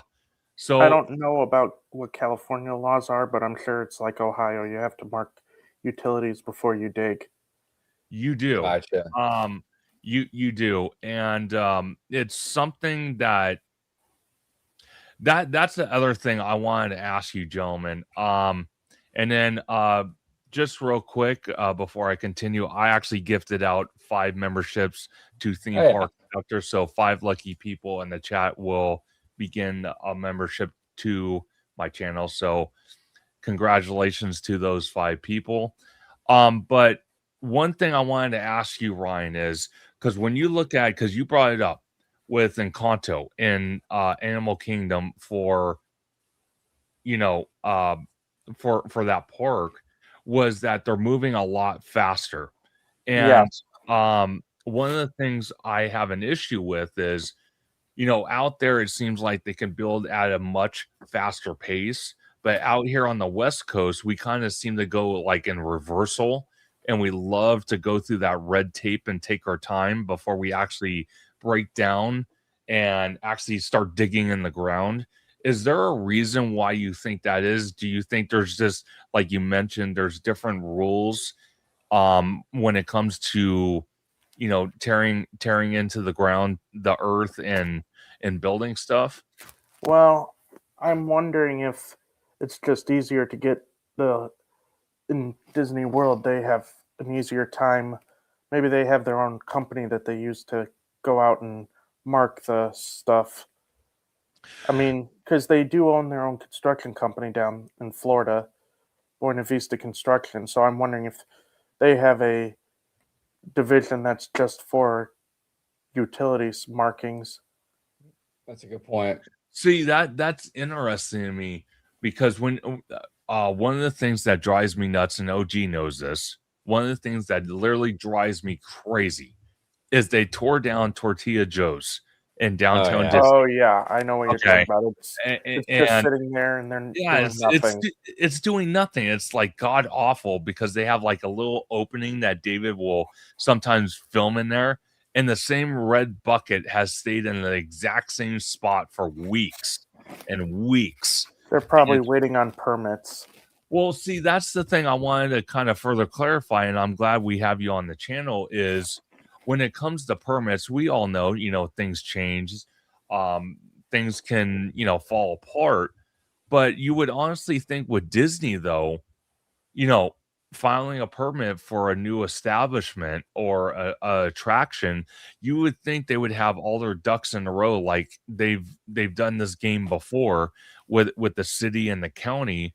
So it makes me wonder why they felt like they needed to tear something down that quick and then let us sit there, basically abandoned and do nothing, and it looks uglier than hell. Yeah, like I don't know what's taking them so long. Like, unless they're waiting on, like, they have supply delays.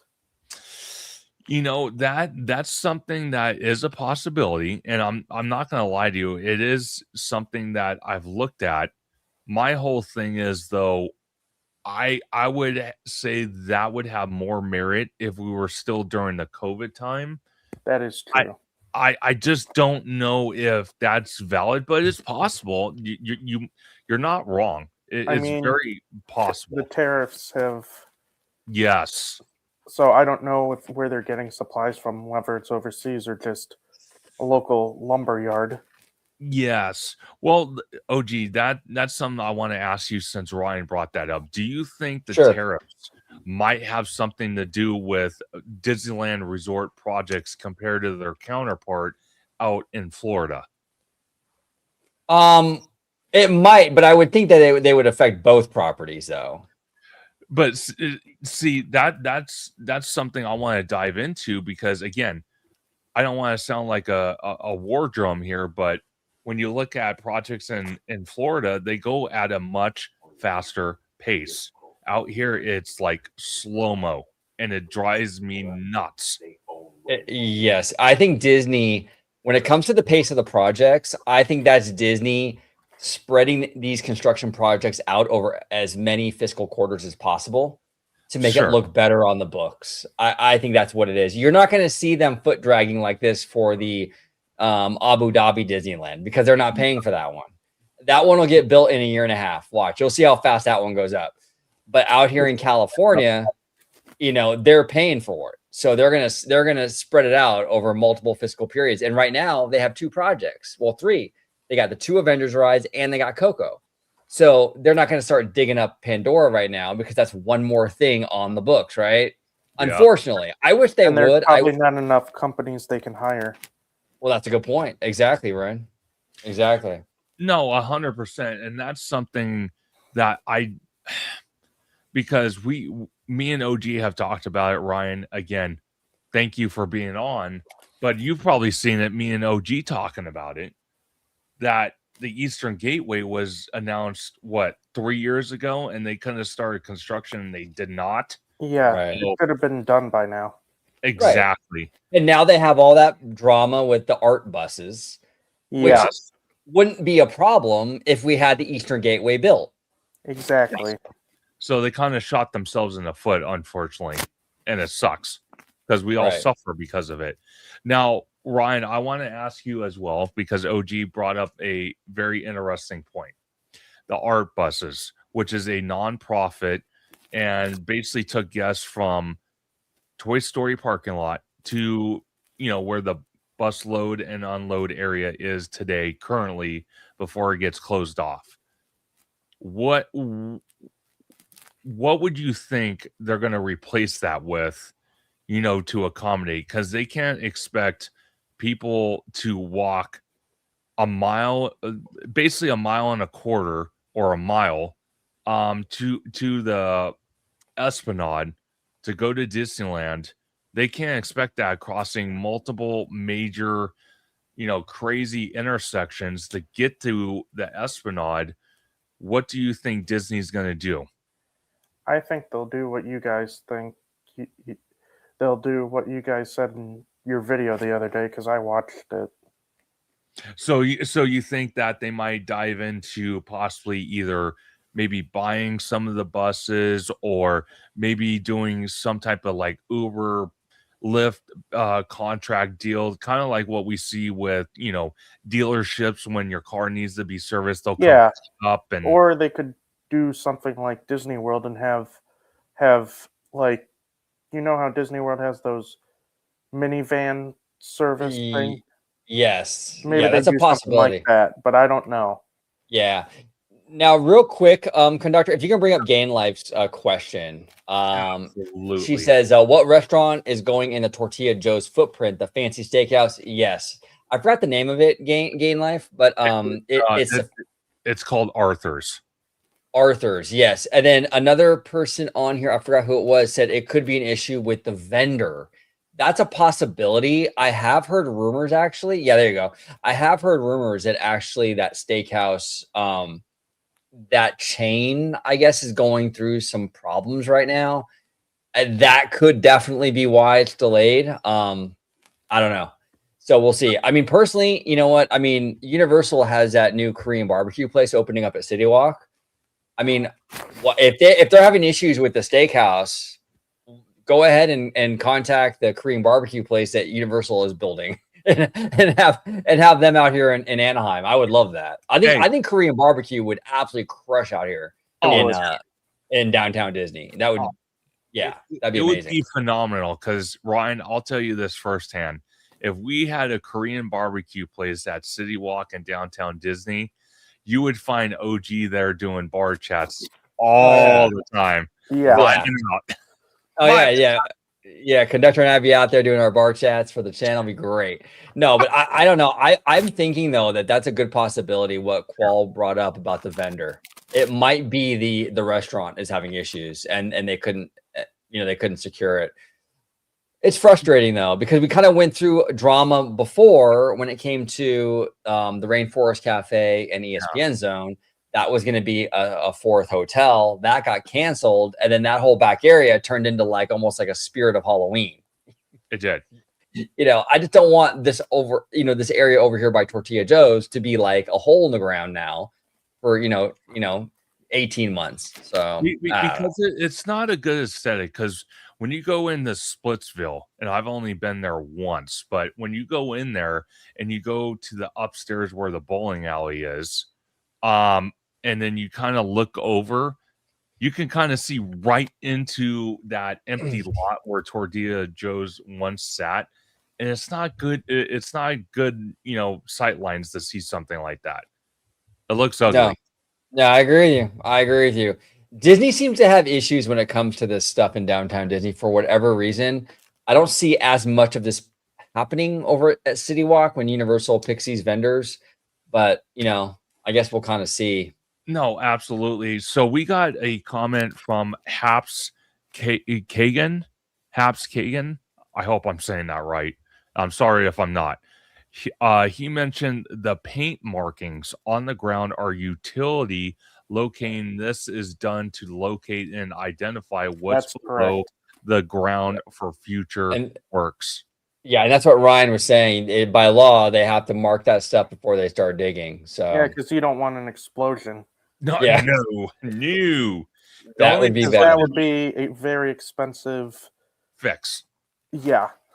The only Yes. explosion I want to see is the explosion over the Disneyland Cinderella Castle during fireworks. That's the only explosion I want to see. Yes. That's it.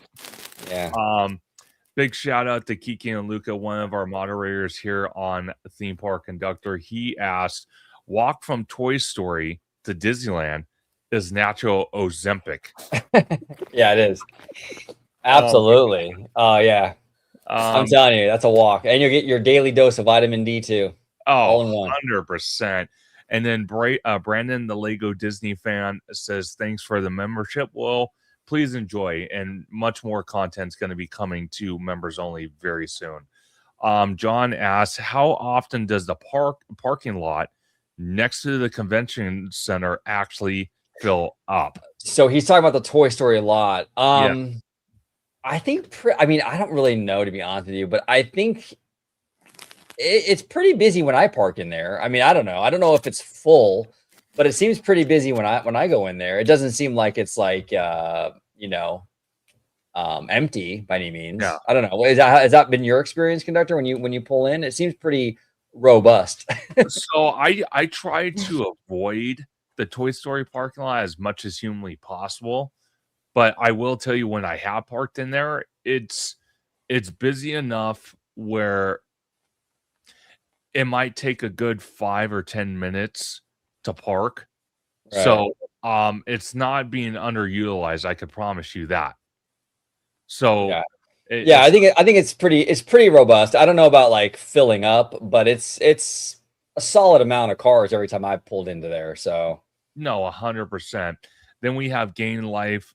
She asks, there have been upscale places closing and or / halting new venues BC of, and then she mentioned slowing economy and too high costs to open and run. Well, I will tell you, and OG has mentioned this many times before, the rent in downtown Disney, I can only imagine, is astronomically high. Oh yeah, it's got to be an arm and a leg. Absolutely. I was gonna say 2 arms and 1 leg, maybe even part of a head. No, I don't know. Yeah, and maybe throw a kidney in there too. Exactly. We got the 2010 countdown. I love that name. They say there's a growing and increasingly successful push by YIMBYS for zoning and permitting reform in California. Do you think that can make future Disney expansion easier? 2010 countdown. If you can clarify what YIMBYs are, I'm not familiar with that term. Yes, please. I don't know what that means, but clarify that. I'm not really sure what that means. I'm sorry. Probably like oops out here, which is who you call to have the markings sprayed. Oh, it says here, yes, in my backyard. Oh, yeah, because NIMBYs are not in my backyard. So yes, in my backyard. Okay. Go back to his comment again, Conductor, real quick. Now that we know what it, now we okay. So there's been a growing and increasingly successful push by Yes in My Backyard for zoning and permitting reform in California. Do you think that could make further Disneyland expansion easier? Oh, absolutely. If they can do that, I mean, the red tape in California is crazy. So, it's bad. Anything to assist with that. If the YIMBYs win, I hope they do. I hope the YIMBYs. I hope they get what they're asking for, because that would make it a whole lot easier. Well, see, what cracks me up amongst everything else is when before, like Parkside Market and some of the shops like D-Lander and Avengers Vault, even Din Tai Fung was built, right? Yeah. Who how can I put this? Gavin Newsom. Okay. Gavin Newsom showed up at the Disneyland Resort, and there was a picture with concept art of Disneyland Forward, and right next to Newsom was Iger and Tomorrow. So you would honestly think if Newsom is supporting this, you would think construction would ramp up a hell of a lot faster than what it's going, and literally cut right through the red tape. Literally. Yeah. I just, yeah, I mean, hopefully they get this done. I'm not too concerned about Avengers and No. Coco, because those are kind of already started. But the Avatar thing does make me a little nervous, even though we did get confirmation at that anniversary thing. I think it was yesterday. We did get confirmation it is still going in the Hollywood backlot. Okay, that's cool. It's still happening. But I'm just worried about like delays, because you have James Cameron, and Ryan, you brought this up. I mean, James Cameron is a stickler for quality. I'm sure whatever he's asking is going to be very expensive for Disney. So Exactly. It is. they're gonna drag their feet on it. They're gonna I'm drag very their not feet. happy that it's getting squeezed into a small portion of the No, land. see, that's what I don't like. And to kind of further the news from what I heard from George was that you had two Imagineers in this panel that he was at. One was from the old school Imagineers that's kind of retired, but you also have one from the new school Imagineers who actually worked. Both of them worked on the Hyperion when it was built, and they both stated that the Hyperion is going nowhere. It's going to stay exactly where it's at. But my whole thing is, and this is where I still kind of hold on to faith here, is that they're saying that now because they can't obviously divulge if they were going to do something with it. They can't divulge what they're going to do with it. So they rather just say, hey, you know, we worked on it. It's not going anywhere, but who knows?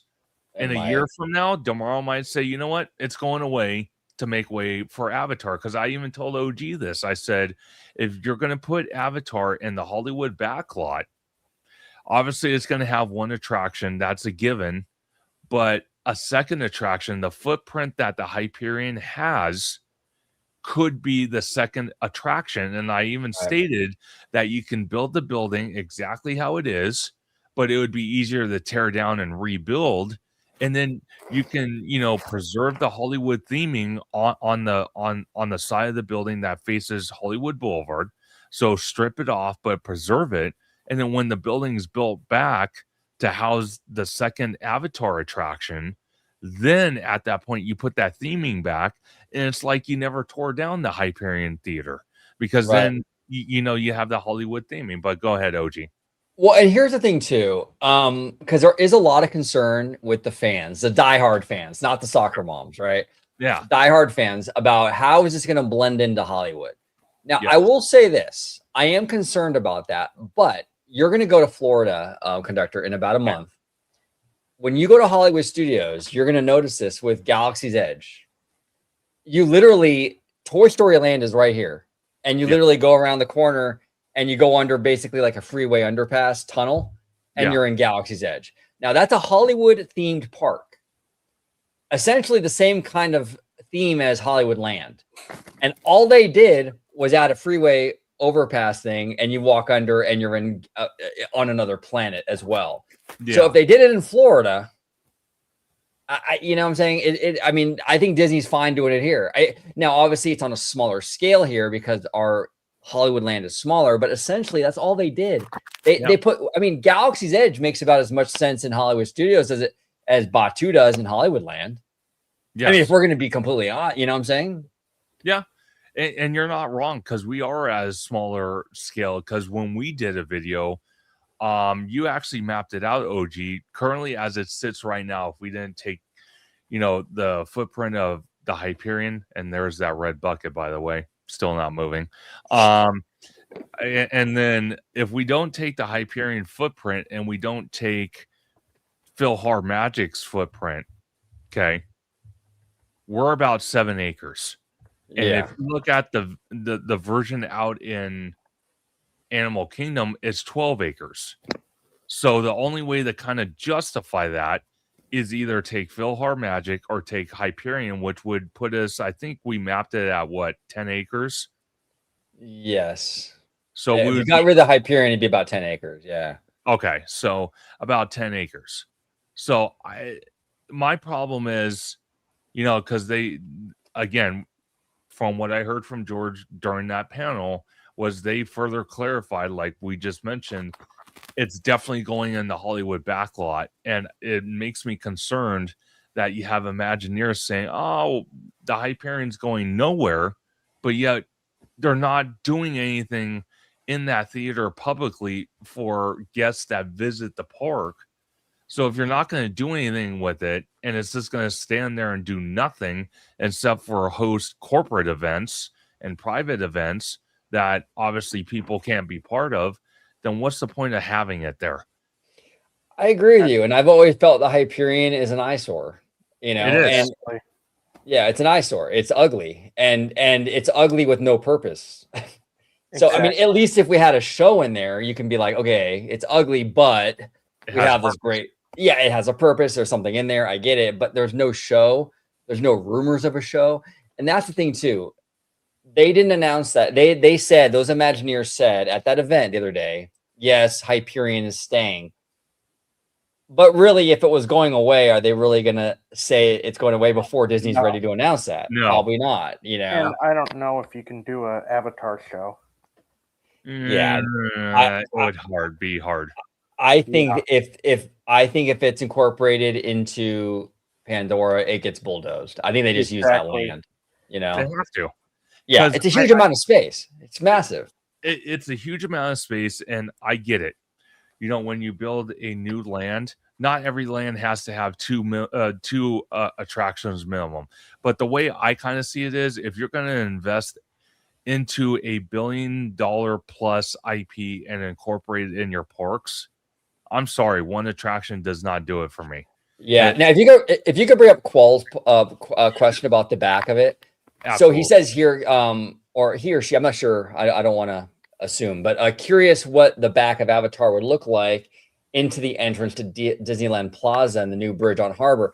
I mean, probably similar to the back of Indiana Jones facing the tram load area. I mean, we have the Indiana Jones building right there facing the tram load unload area. I'm assuming that it would be something like that where they paint it green or put fake tree art on there. Yeah. And dress it up the best they can. I mean, we're limited for space out here, and it's not ideal. But at the end of the day, what are you going to do? No, 100%. And what bugs me about the concept art, for the Eastern Gateway, which again we haven't even gotten new updates to that yet, is the bridge. Let's see where my mouse is. Okay. Where the bridge is going to come across harbor from the Eastern Gateway and go into, the bus load and unload area. It's very close to the backside of one of the attraction buildings for Avatar, and I kind of don't like that because it really handicaps the land. Because you can't build past that. So I was actually saying, well, you could build it across harbor, but make it kind of curve where it goes more towards the monorail track behind Tomorrowland and the backstage area than it would coming towards, Monsters Inc. in that area. I rather it do that so it gives more of a footprint to Avatar to kind of, have a little more breathing room, because you have to remember, space is already going to be taken away because you have to have an access road. Right. Now Quali here says, gee, that'd be a magical entrance. And they're referring to the Avatar building being right there when you come off of that harbor entrance.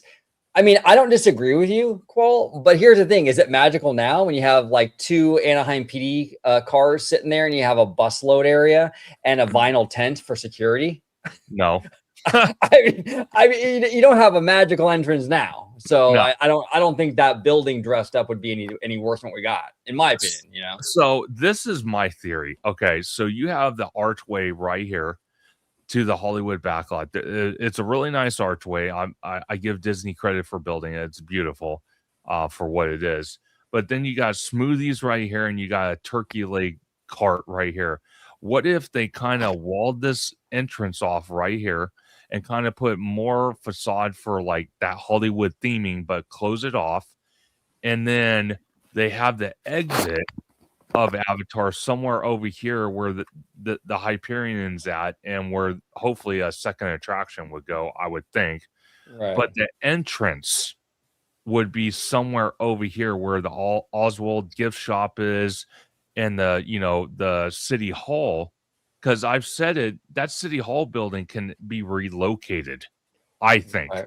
Yeah. And if you build an entrance, even though it's very close to the entrance gates, and I get it, it would be a congestion nightmare. I understand that.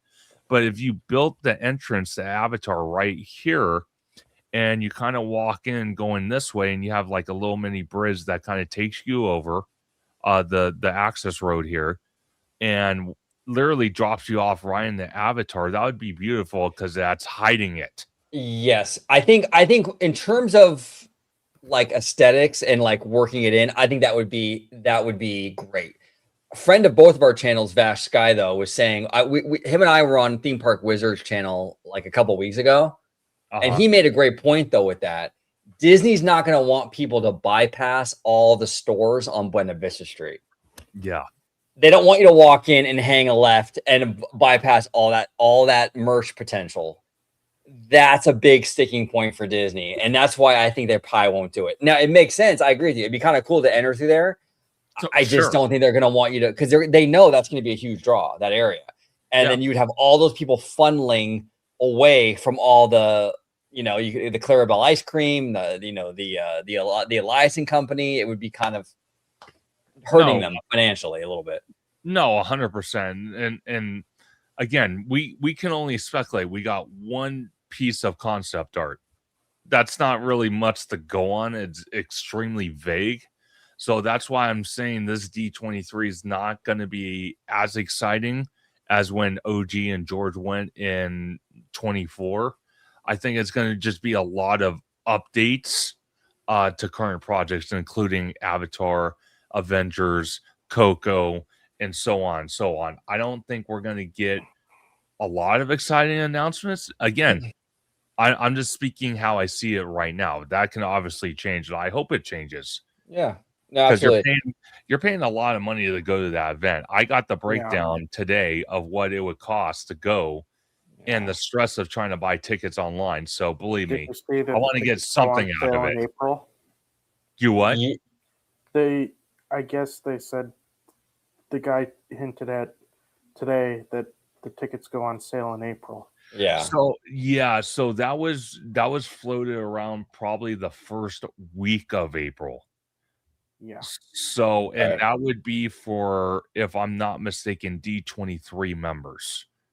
Oh, okay. Oh. So the members get first dibs, like usually they do. Yeah. Yeah. So that's what that's for. But now Qual here says, point being, they're completely redoing the entrance to be more of an entrance, but then half-ass it with the back of a show building. Yeah, no, I get it. I understand your concern. It's just, we're tight on space here, and honestly, let's wait and see, because we don't know how they're going to dress up that building. You know what I'm saying? We don't know yet, but like I said, you have the Indiana Jones building on the other side, and I think people are fine with it. So we'll kind of see, though. I mean, I think the trade-off for me personally is kind of worth it. I loved Pandora in Animal Kingdom. To have DCA have a Pandora and Cars Land in one park is a massive win for that park. The Avatar Land in Animal Kingdom is cool. It's amazing. So, I mean, if we have to walk past a building to get to the security thing, I don't know. For me personally, I'm fine with that, but everyone's experience is different, and I respect you, Qual. And I a lot of people honestly see it your way. I mean, I've seen a lot of comments on my channel about that. They don't like that idea of a building being there. So no, we'll see. They don't. Yeah, and again, it's something. As Josh is becoming the CEO, is I think a lot of detail on future projects might be, how can I put it, might be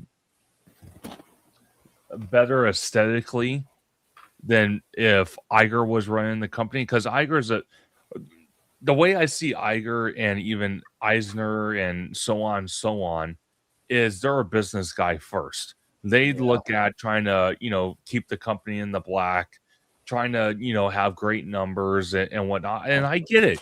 You can't always be in the red as a company. I understand that. But when you have fans, hundreds of millions of people that come to your resort to experience your experiences and to kind of, how how can I put it? To kind of tie into their childhood, what they grew up with, and just having a wonderful vacation with their family. I kind of feel like enough is enough with duplicating attractions and lands. Enough is enough with, cutting corners and this and that. Because the New York Times article, and OG knows this, the New York Times article really exposed a lot of things that we kind of had suspicions about, but we weren't 100% sure. But now we know for sure. And a lot of it has to do with, Iger and the board saying no to a lot of things that Imagineers came up with. And I'm sure a lot of those projects were phenomenal. But again, they kind of felt from a financial standpoint, it wouldn't be good. It's like, I get that part, but you can't say no to every single thing that Imagineering came up with. And that's what that New York Times article really kind of exposed a lot. They did. No, that article was crazy. I think we did like 3 videos on that thing. It was wild. Now, real quick, Qual says totally not being pessimistic, just very curious on how they'd end up putting lipstick on a pig of a situation. Yeah, you're not being pessimistic at all. I think your concerns, Qual, are 1,000% valid, because that is going to be kind of weird with that big building there. I'm curious how they do handle that, though. Yeah, I'm very, very curious. But no, you're not being pessimistic. I mean, honestly, I've had a lot of questions in regards to the whole Pandora project, in terms of the monorail beam, in terms of how they're going to fit it all in. It's a very it's a mystery, to say the least. And that's why a lot of these DCA projects, it's kind of frustrating that Disney is not giving us more information, because even Coco has a lot of question marks, right? I mean, are we still going to have parades in this park? I mean, they're building this attraction right where the parade floats go in and out. It's tough, man. And it does.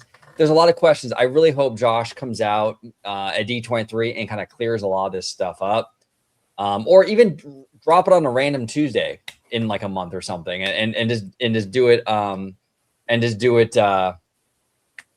give us information that way. What brand of blue light blocking glasses are you wearing, OG? I am wearing Ray-Ban. The one and only. I love Ray-Bans. Yeah, Ray-Bans are great. Yeah, I usually don't wear my glasses anymore, but I'm kind of in between contacts. So my contacts should get here probably like in a couple of days. So I'm rocking the glasses until then. Hey, John, don't worry. He looks like the modern day Clark Kent, so don't worry about it. He looks good. Yeah, I put these on and I'm like, I'll be like, can you guess who it is? Do you recognize me? No, it's OG. It's me. Yeah. Oh my gosh. Yeah. But this is a great conversation. I love the engagement in the chat too. Really good stuff, man. Oh no, 100%.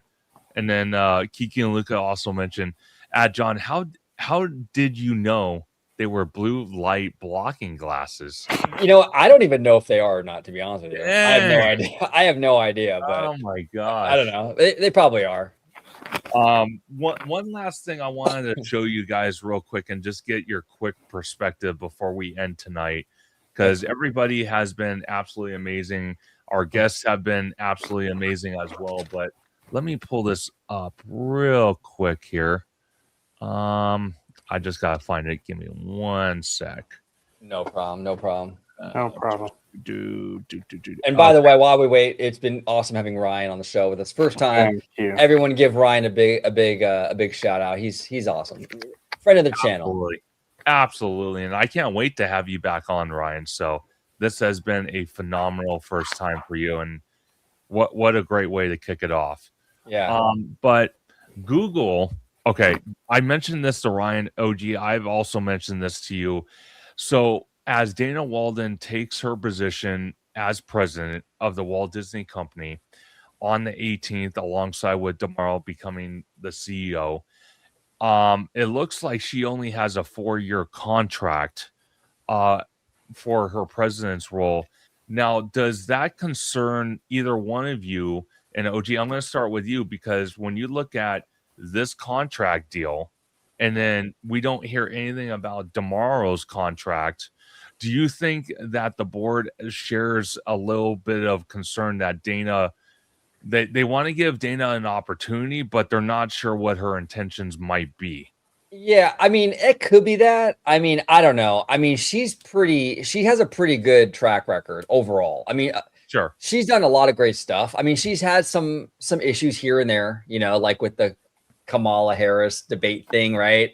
There's a little bit of a scandal with that or whatever that was. But like, yeah, and John brought up exactly what I was just going to say. Where else is Dana going to go? Where are you going to go? Hollywood they're consolidating like crazy. I mean, Netflix is probably going to acquire Warner Brothers. We're going to go Paramount. Like, like where are you going to go? So she's not going to be able to go anywhere where she's going to be like the CEO, probably likely, or so she's better off here at Disney. And she has a significant amount of power at Disney. I don't think she's going to go anywhere. I really don't. Is she going to make more money elsewhere or for a bigger studio? No, likely not. No, exactly. So she's kind of stuck here, Dana also had 24 million reasons to say, yeah, she did. She does.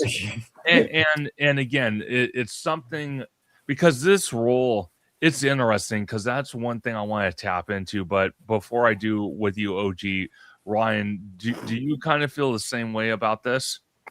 Yeah, I could see eventually Moriarty ending up being the president down the road. Okay.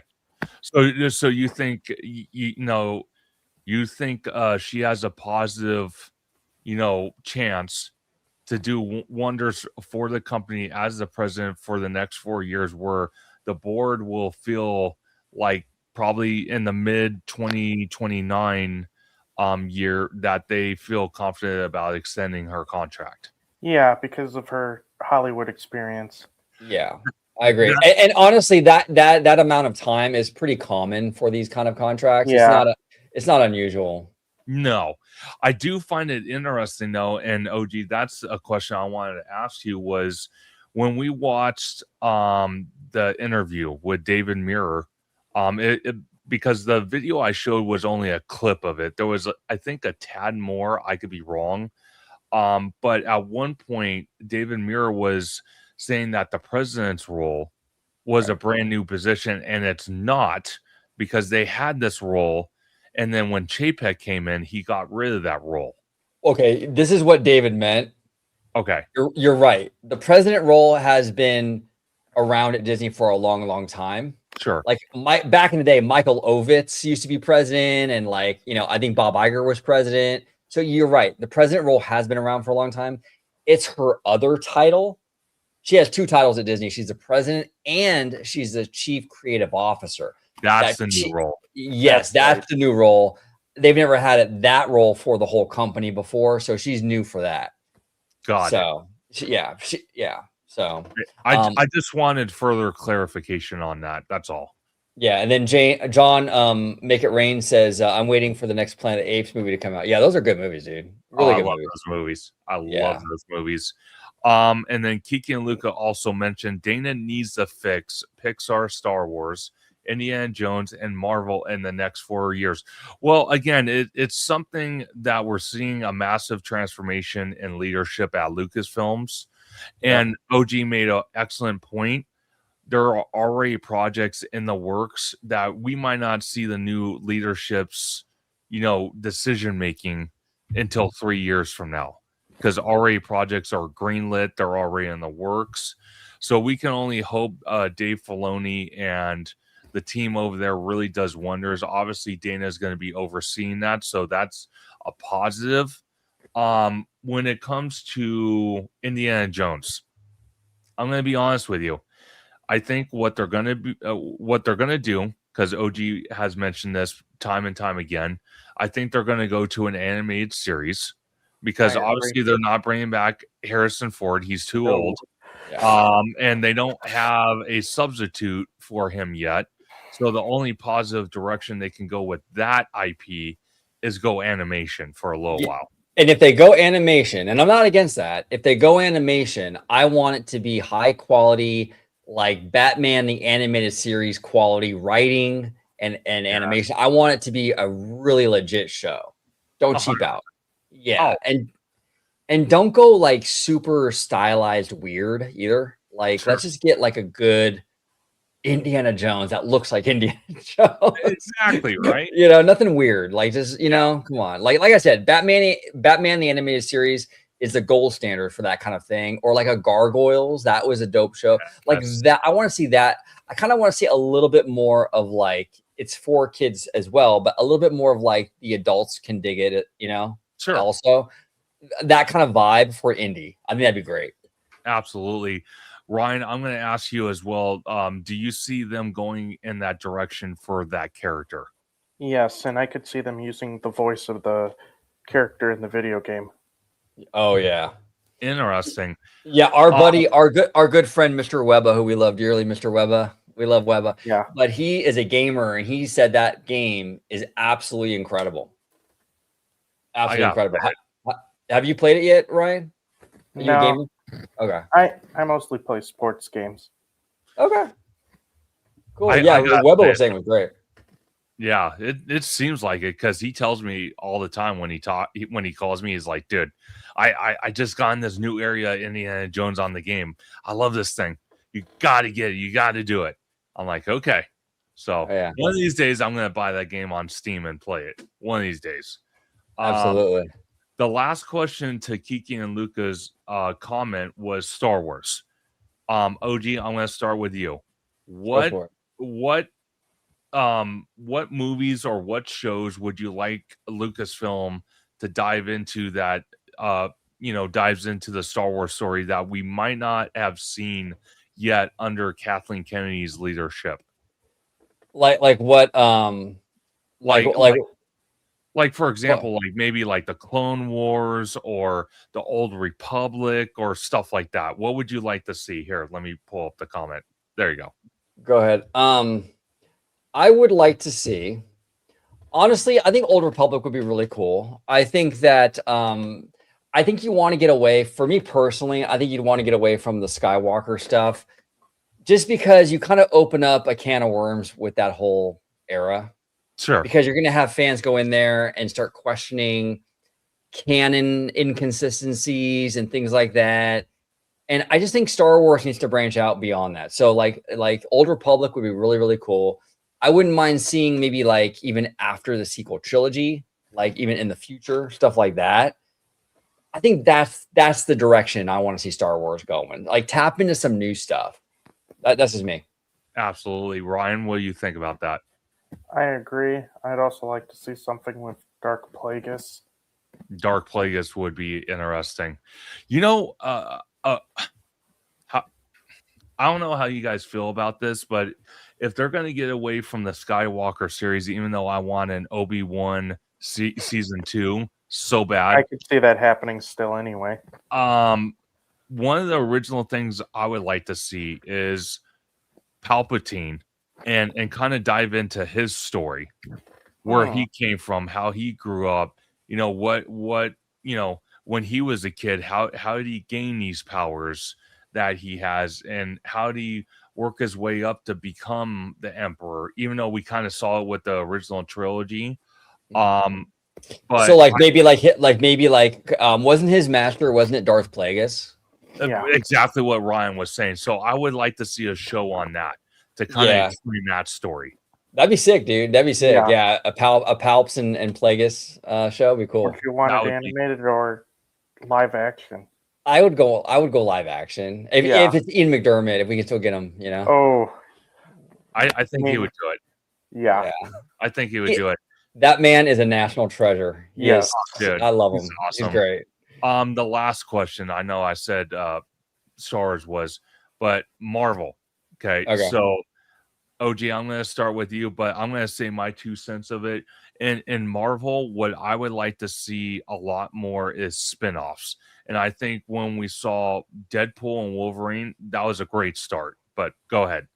Yeah, I want to see. I think the cinematic universe thing has sort of. I don't want to say it's dead, but I think they should pull back on that concept quite a bit, right? Okay. I don't think there's the appetite for the general public to invest that much time and money into that theatrical experience, right? Oh, sure. So I think you pull back on the MCU, you still do it, but like you were saying, do a lot of standalone stuff.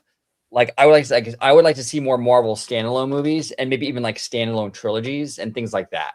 Yeah. I just think that the cinematic universe thing right now is a lot to ask of people because people aren't really sold on going to the theater as much as they were before. So No, that's just 100%.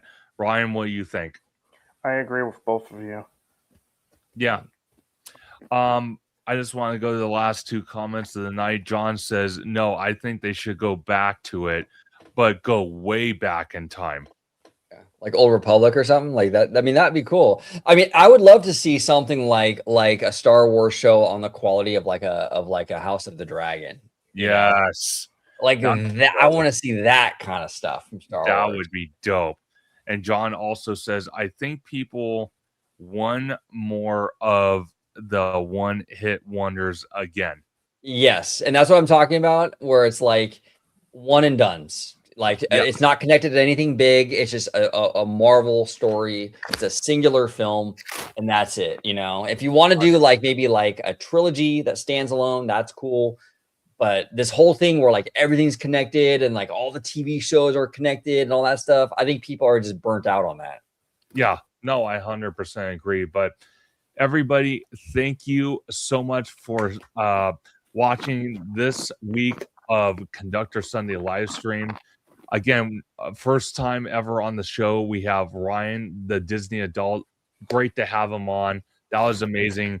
And always my favorite co-host in the world, Orange Grove 55, with his wild, wicked, lovely hairstyle that I love so much. It's amazing. Love it. And thank you everybody in the chat for supporting, and especially Kiki and Luca, our moderator tonight. Absolutely been phenomenal. I want to give a big shout out as well to Hin Geek Village and also Kiki and Luca for gifting not just Orange Grove 55 memberships, but also Theme Park Conductor memberships. Yes. And I hope the 5 people that I gifted for Theme Park Conductor memberships enjoy. Like I said, a lot more content is going to be coming to members only, so stay tuned for that. But Ryan, the Disney adult, I'm going to start with you, sir. Where can everybody find you on social media? You can find me on YouTube, literally at Ryan the Disney Adult, and on Instagram at RC Tribe Fan 4. Absolutely. Please go and love and support Ryan the Disney Adult on YouTube and Instagram. Orange Grove 55, sir. Always great to have you on and talk Disney and theme park nerdy news. I love it. I enjoy it. I live for it. Where can everyone find you on social media? Yeah, Conductor, thank you for being an amazing host. As always, love doing these with you, brother. Ryan, awesome talking shop with you for the first time. We'll do a lot more shows in the future together. But yeah, you can find me right here on YouTube, Orange Grove 55, talking about theme park, studio, corporate, all that good stuff. We even dip into some entertainment in general. Like I just recently did a reaction video with a good friend of ours, Tones TV, and we did a reaction to a new J. Cole song, which was really, really fun. Sometimes on OG55, we like to branch out into different stuff, beyond the Disney sphere. So we do that every now and then. But yeah, you can find me here on YouTube, Orange Grove 55. You can also find me on X, Orange Grove 55, and on Instagram, Orange Grove 55. And a big shout out again to Conductor. Amazing host. Amazing. Absolutely. And it's always a great time. And I want to remind everybody as well, Orange Grove 55 and myself, we have a series on his channel. It's called This Week in Disney News. Definitely go check that out because we do put out a video every single week, once a week. But I think, and I got to talk to you about this, I think we're going to film a couple so that way we can keep that trend up while I'm at Walt Disney World. So Yes, definitely stay tuned for that. Also, definitely go check out Orange Go 55 because this guy, like he mentioned, dives into all sorts of things, not just the theme parks, but he talks studios. He talks about K-pop, which he absolutely loves. Yeah. And so much more. And he does an amazing series as well, which is his bar chats, which are world famous and on location. On Yeah. location. Yeah, bar chats are kind of new to the channel. I started doing them a few months ago, where like we literally like sit at a bar, whether it be outside the theme parks or even in the theme parks, and we'll just nerd out. We'll have these conversations, but in a bar setting, having a few drinks and talking to a friend about whatever, Disney, Universal, whatever it is. So they're a lot of fun. Conductor has been on a couple of them already. I have. Yeah, they're a good time. And Ryan, you're always welcome to join me on a bar chat if you're ever down in the area. So just let me know. Absolutely. But everybody have a wonderful night. Stay safe, stay warm, or stay cool wherever you might be. And I will see you guys next week on Conductor Sunday live stream. Have a good night, everybody. Apologize.